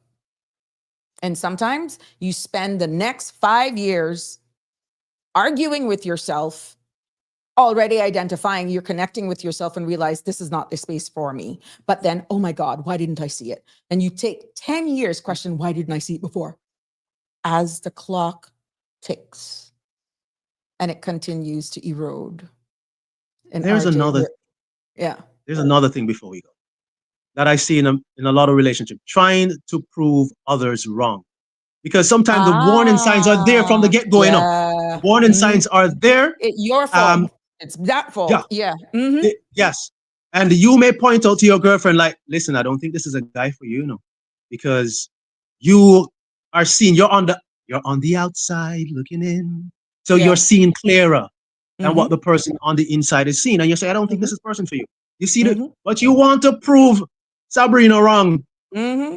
So, when you're seeing the warning signs, you're like, I'm going to prove her wrong. So Exactly. I'm sticking it out. Or that was So, them. That's not going to happen to me. They've changed. ah, They've mhm. changed. That not gonna happen to me. That will never happen to me. Oh, Let's goodness see what gracious. Jim is saying. Independent women scare off a lot of men. Those women have to find a good, strong, independent man to meet them at their level. A bossy and controlling woman is different from an independent woman. Ladies, don't settle. Mhm, Men know the difference. And Marjorie says, mhm. I think she meant to say, that was what Jim says. Marjorie says, relationships take a lot of work. It should be all natural. That's why I have been single for a long time. I've only been married once. I would never get married again. It is not for me. All right, allow me to address that one. That is what we were taught to believe, that is all natural, just as how love is all natural. You have to learn the principles for it to be effective, for anything to be effective. You know this, Sabrina. For Mhm, anything to be effective, you have to know the principles of it. And we were never mhm. taught the principles of it. So just like we talk about a ship, a captain has to sail the ship. He has to Right. put in the proper coordinates. You have to put in all of that to navigate the ship Mhm, properly. It is the same thing with a relationship. mhm. And the first part has to do with knowing yourself, having a relationship with self. So that's what this person may want to be doing right now, having a relationship with herself, learning And to have a what's wrong with relationship. that? What's wrong with that? Because Nothing at all. sometimes, again, it goes back to family pressure, societal pressures. And then because people don't know what happens behind closed doors, then somebody gets the wrong narrative out in the public's domain. And then you have to live with that. That is the greatest relationship anyone can have. And I'm saying this as a relationship advisor. The greatest relationship anyone can have is a relationship with self. Because until you can have a relationship with self, you will be inequipped to have one with someone else. So, Mhm. yes, develop that relationship with self. Date yourself. Take yourself to the movies. Go buy yourself ice cream. Go somewhere and treat yourself to a glass of wine. Date yourself. Mhm. So what will happen, when you do that, especially for a woman, her value, she know what she's already able to do it for herself. So when a man comes in the picture, he has to come correct. He has to come correct because this woman has been doing it for herself. So you're going to have to do that she already has been doing for her and ensure that she's comfortable letting go and allowing you to do it. So she have to see that you're equipped to do it. Right. RJ, we could be here till 10 o'clock because you realize we were like Christopher Columbus and Nancy Drew, you know? Mm. We ran around what the old people would say, the horn today. Mhm. We ran around I the thought horn that would be today. Nancy Joe and Hardy Boys. That's Yeah, Nancy Joe and Hardy yeah, Boys, right? yeah. But I'm getting Yeah, we have sketches. some great feedback Mhm. that is very informative tonight, and some people are just listening. And we know for a fact that people do go back to these podcast shows, RJ, and watch even after the fact. But let's go to this from Miss Ebanks. I can never pronounce that right. Relationship is easy because you can walk away from the man or woman. However, marriage is hard because it's a covenant with God and yourself and your husband or wife. But that brings to another subject as well. We're seeing the laws of the Cayman Islands. Yeah, going there. Where you actually, there are 5 subheadings when you know that it's done, that you would have to prove in the Cayman Islands courts to file for grounds of a divorce, for example. So we're finding out that it's more complicated, or it's more bureaucratic. The bureaucracy is there for proving grounds. If 2 people can identify no fault does not exist in Cayman for grounds for a divorce, where 2 parties mutually agree, this is just not working out, we're going. But here you got to find, unreasonable behavior or adultery, or so it's almost easy. This came up in a previous episode. It's almost easy to go and have an adulterous affair or unreasonable behavior, because then grounds for divorce will be established. So when you look at what Ms. Ebanks is saying here, that is what's imprisoning people, and they're not taking that serious. But what happens when you mature in a marriage and you realize we're on different paths? And then there are no faults. It's no fault. It's because we have matured differently with time. We choose to go our separate ways. But under the subheadings of the legislations here, unreasonable behavior, adultery, there's 3 other ones. So that in itself, exactly, or separation for 3 years, or separation for longer than 5, that's 4. And then there's some other ones. Yeah. Permission to go rather touch something in a rather in-depth manner. I'm asking permission before I do. It has to do with marriage. Go ahead. But I'm going to take it from the standpoint of the Hebrew beliefs. All right. And that is said to be tied to Christianity in some aspects. But in terms of the Hebrew root word for marriage, it is said to be that of onah. And the meaning of the word for onah has to do with cohabitation, sexual or sex. Now, in marriage law, based on the Hebrew belief, in Exodus 21:10, onah has to do with conjugal rights and sexual intimacy. So, in essence, what I'm getting at is marriage is sex. So, pretty much everyone that someone has had sex with, they have actually formed a covenant based on the Hebrew beliefs. So, it really ties back to, as she's saying, relationship is easy, but once sex comes into picture, a covenant has been formed that, based on the Hebrew belief, is marriage. So it is deeper than you think. So if you can walk away from the relationship, you can walk away from the marriage too. Think about it. I will allow you these couple minutes to wind up, because only with your permission, sir, you're welcome back any day. But But you say you have a podcast, and we want to know more Yeah. about 547 Advisors Cayman. Share your contact details with us and share with us your podcast, because I'm quite sure people would love to hear more from you directly, that I'm not in the picture asking you these questions and playing devil's advocate, which I enjoyed the banter, to be honest.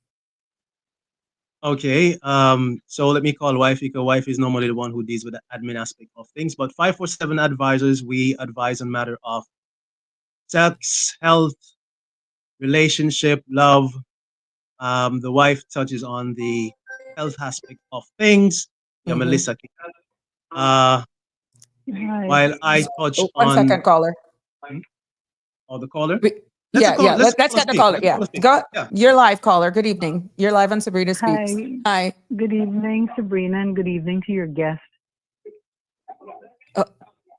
Let me RJ? turn this down. Yeah. Yes. No, I was saying good evening and good evening to your guest. We're about to wrap up, though, Hey, so hi, I'm how going you to ask doing? you to be concise, please. Yes. I was just tuning in. Are you closing off at 6:30? It's 7 o'clock now. We're in overtime, Oh, it's which is why I'm almost 7. asking Oh, you to yes. be concise, That's true, please. yes. If you have a No, question. I just wanted to quickly say that I don't necessarily agree with the point there that women should primarily focus on dating themselves. But you know what? I'll just call back and bring the topic up tomorrow evening or something. That wouldn't be the topic. So if you can get just to the question, Yeah. and then maybe my guest can respond as quickly as he can, because I do have a commitment as well that I'm running Right, late. yeah. But it was so informative, and I actually just continued. So if you have the question, by all means, just get to it. No, I didn't have a question. I heard him quoting from the Bible, Hebrews. with the Hebrew belief, but okay. I just wanted to say I don't necessarily. I mean, when you've been through a traumatic experience in a relationship or marriage, of course, you want to heal and stuff. But I think in today's world, there's too much promotion for women to simply just date themselves, and for me, that takes away from what men are going to come towards you with. But anyway, I didn't realize the show was closing off. So I'll just leave it like that. We're Maybe another 17 time minutes the over, to discussion be might come up. honest. Okay. Yeah. Let me address that's that okay. quickly. I understand. Yeah. Okay. Thank you, caller. You can address it, AJ. Okay. Let me address RJ. it quickly. I think there's more than one thing at play with this caller here. She's making reference to the Hebrew aspect of sex, because that's what I refer to the scriptural references. But dating oneself was from you stating if that's a bad thing, and I'm saying no, that's the greatest thing for one to date themselves, and it's in no way just the woman. Man and man can date themselves too. A man can date himself. Take yourself out. It is all about getting to know yourself. You have to have a healthy relationship with self for you to be able to have a healthy relationship with someone else. So that, I hope that brings clarity to your miscomprehension, dear caller. What that means, RJ, is that you could come back. I didn't say that, but I said it.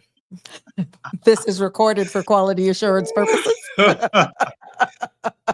Anyway, I was saying to you, Lisa brightly says, wifey, she's setting me up, wifey. Yeah, getting God's set up. grounds for a divorce is unfaithfulness. But even in this, the persons can see a counselor to stay together, or they can proceed with a divorce. That's Lisa Brightly. And Marjorie is saying most men here fool around a lot. That's, I think we're realizing, I'm not even going to leave it just to the Caribbean. I think we actually say Caribbean men because that's where we're from, but I think it's happening in all races and regions, to be honest. And it's so much easier now to be connected. RJ, you could actually have relationships via WhatsApp. You can have relationships just through these mediums. You could actually fall in love through social media. What you defined as love, it's virtual love. So that's a different show. And that then erodes what we were saying is actually what we were dating, the courtship, because everything now is emoji. I can actually have a full-on conversation telling you exactly how I feel, and I don't use letters. I can just do the heart. I can do the emoji kissing you. I can do the heart. And then they got all of these blooming vegetables. I not went there because it's after 7. But then, Marjorie saying most men, yes, most men here fool around a lot. Connie is saying, I enjoy my own company. And Miss Dorothy is saying some men are only interested in sex and not the relationship. But you can see where this show has been jam-packed. I love that though, but that would probably take us to another hour, if not longer. Oh goodness, And, we're gonna wrap. We're gonna wrap because right there, the reason so many men believe that they're so into the act of sex and all they want is sex is because they're mistaken, as my wife said earlier. She carried a question. They mistake sex for love. Right. But that's a total different. That's a total different podcast. You see, Connie said, look, Connie says, well, I have a relationship with Cayman Malroad and Sabrina Speaks a kinder, gentler world. See? Because I've never met you.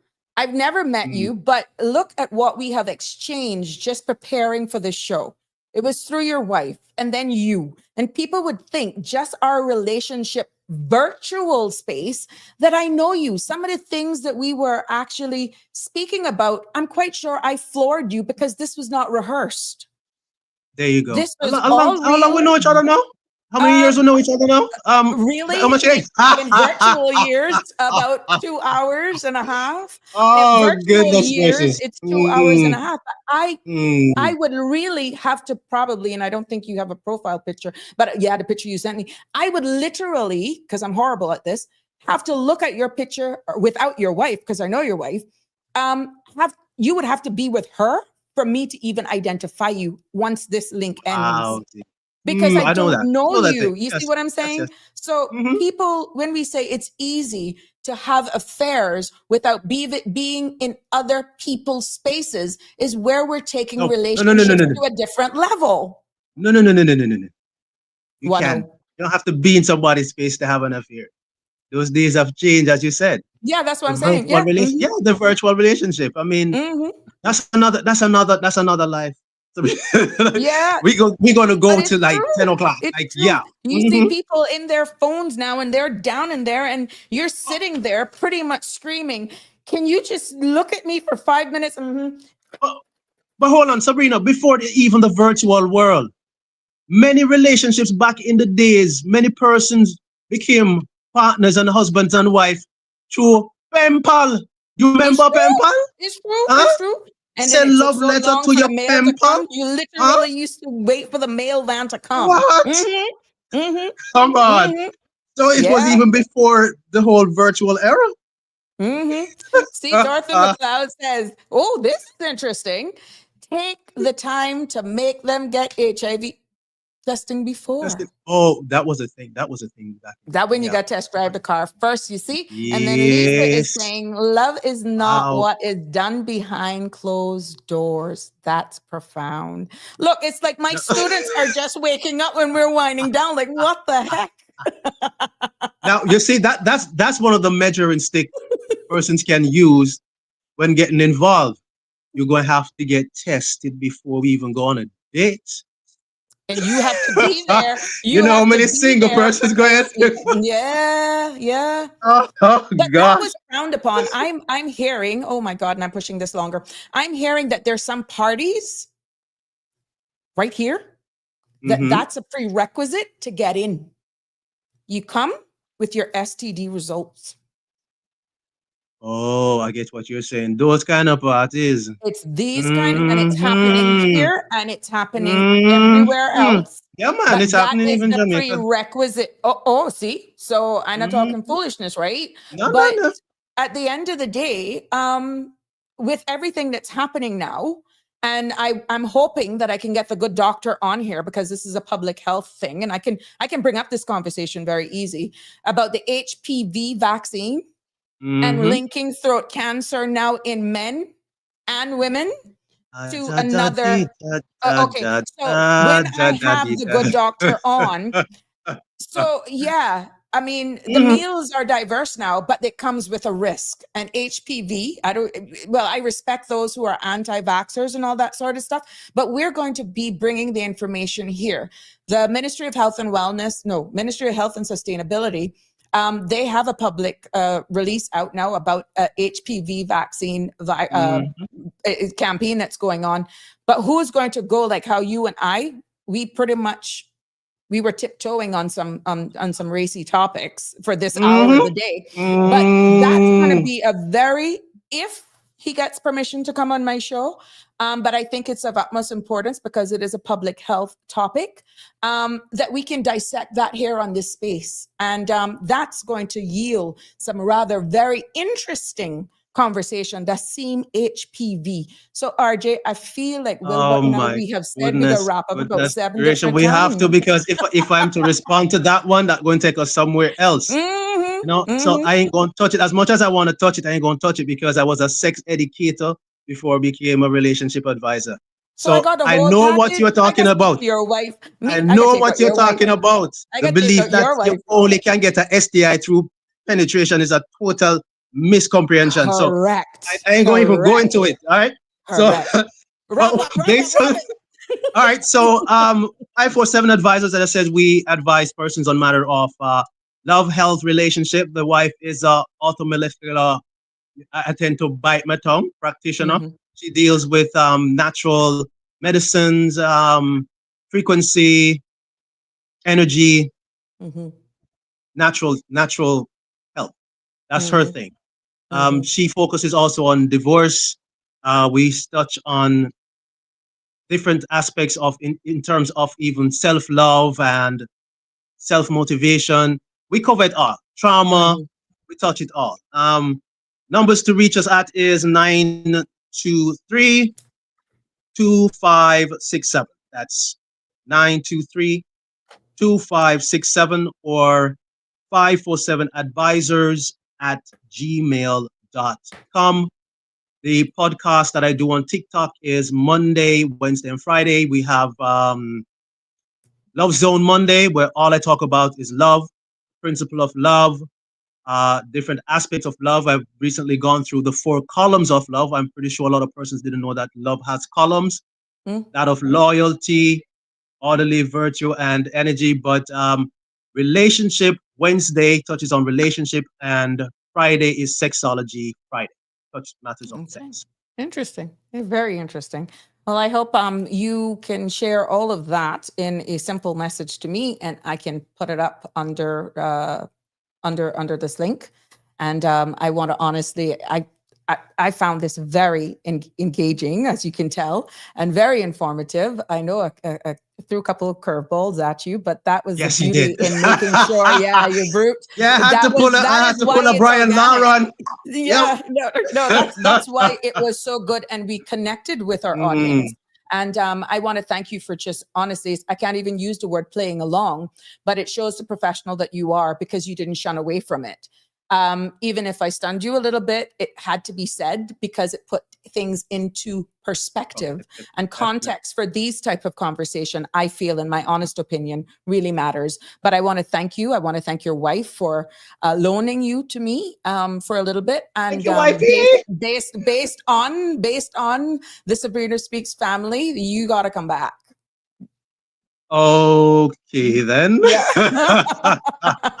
See, somebody's saying I need 3 hours because 2 hours is not enough. OMG. And I'm just extending to 2 hours now. So again, I see where the subjects do hold an audience because we start at 5. A lot of people are getting off of work. They're in commuting home. But once CMRTV.com actually becomes with radio, people will be able to keep it even on the radio as well. So I honestly want to thank you from the bottom of my heart. This was another successful show. I know people were like, where the heck is Sabrina going with this today? But I'm so happy that we were able to keep it still contained in a way, but we're able to explore those uncomfortable conversations. And no longer remain silent. Yes. We're hoping that people will be able to find their voices after today. Yes. You know what I realize is happening here, Sabrina, and I'm pretty sure you've realized it prior. What you're doing is building a community of openness. Yes. A safe space, a safe haven. RJ, it's not easy because people don't understand it. People just don't understand it. but I'm hoping consistency pays. It's important to have sound topics. We don't have to be lambasting people or it's just a matter of how we deliver. And like Sandra always say, Sandra has her show. She has her style. I hear her saying it all the time. Sabrina Speaks has her show. Sabrina, well, people even call him Miss Speaks. But I have my style. I have my style. And I'm not telling you that there won't be a time that we have to, like yesterday was pretty intense because of unscrupulous employers. But my aim here is one, to create, as you said, and you've identified, a safe space. Be able to have the difficult conversations. People should not be thinking we're coming after them. We're not going to be gender biased. And we're going to just make sure that whatever is shared here on this space, it's coming from an informed perspective. And people are respected to weigh in. I encourage them to weigh in, but remain, of course, respect for others. Just try to keep it as brief as possible because we're seeing the increase in traffic. But it's persons like yourself who don't say, well, what's in it for me? Well, how much you going to charge me? Because this is our way of giving back to the community. And I help you, you help me, being transparent about everything. We direct the traffic to your place. And yeah, at the end of the day, sometimes when you give, you get it back in threefolds. And I think that has been the biggest blocker of people's blessings and success. Even with getting them on this space, it's all about what's in it for them and not what we're doing for the community. So I thank you. I want to thank your wife for loaning you to me and my people. Yeah, I want to thank her publicly. And I got to take her out because I got to try to do a little deal with her. I got to date her first and then I get to you. Wowzy. Oh, really? Look at that. So you see, different aspects of relationship. Now, persons need to get it. There are different aspects, different facets of relationship. But I take pleasure in doing this because why I take pleasure in doing it is because I have love for self. And when you have love for self, you want to extend that love to others. You want to share. When you give of yourself, you're giving love. Love is all given. That's what persons need to realize. Now, this is a platform, and I'm saying this outrightly now, right? To any and every man who has been going through the unspoken vow, this is a platform. This is a community for you. You can send Sabrina a private message. You don't have to you don't have to come publicly. Goes for the women as well, my sisters, my brothers. It goes for y'all. You can just send a private message. We will address it. Yeah. Right? Yeah, we will. So now you have no excuse. They have no excuse, Sabrina. Nope. Ladies speak, Miss Speak. They have no excuse, right? No excuse whatsoever. And like I said, speak about it with Sabrina Speaks. Yeah. Right here. And I am not scared to actually take on the challenge, to be honest. Sometimes I'm a little nervous, to be honest, because I'm not so sure because we're still taboo about certain things, but it's the way in which it's delivered and it's how we deliver it that will garner and prove that this is indeed a safe space and we can talk about anything with respect. And it is proven here, right here in this space. And thank you for that endorsement as I endorse you, your wife, your business. And that is not just for the space, that is being honest, because for far too long, what you do, what we're doing in this family has been missing from a society. And it shouldn't be anyone suffering behind closed doors because you don't have an outlet. I'm not a professional. I'm just real. Some think I'm too firm or I'm too bold. That's your problem. That's not my problem because I know in here where it's coming from, to be honest. And let me tell you quickly, I know we have to wrap, but I mean, that's the eighth time. This is so beautiful. This is so beautiful. Listen, that beats any professional, that realness. And I'm coming from a standpoint of one who's also into music because I've produced and I've done music. I've done recordings. One of my most, to date, most effective work is a collaboration with reggae artist Anthony B. So yes, I'm saying this from a musical standpoint. There are producers who can play a chord, can play an instrument, but they know they are real with music and they know what they want to feel. And when they tell the musician what to play, you believe that they know instruments. So what you're talking about, that realness goes beyond any professionalism. Yeah. Yep. That beats it. So Thank you. I end on that note. Lady Speaks. Until next time. And to all those who were part of this spoken moment, thank Yes. you for allowing Yes. me into your homes, your cars, wherever you are. Mhm. Thank you. It was an honor. It was a privilege. It was a pleasure. Until next time. You got to leave to come back. I'm off the block. Take care. Take care. Take it Thank you easy. so much. Sure. Well, there you have it. OMG, we are really pushing this. You know, we pushing this.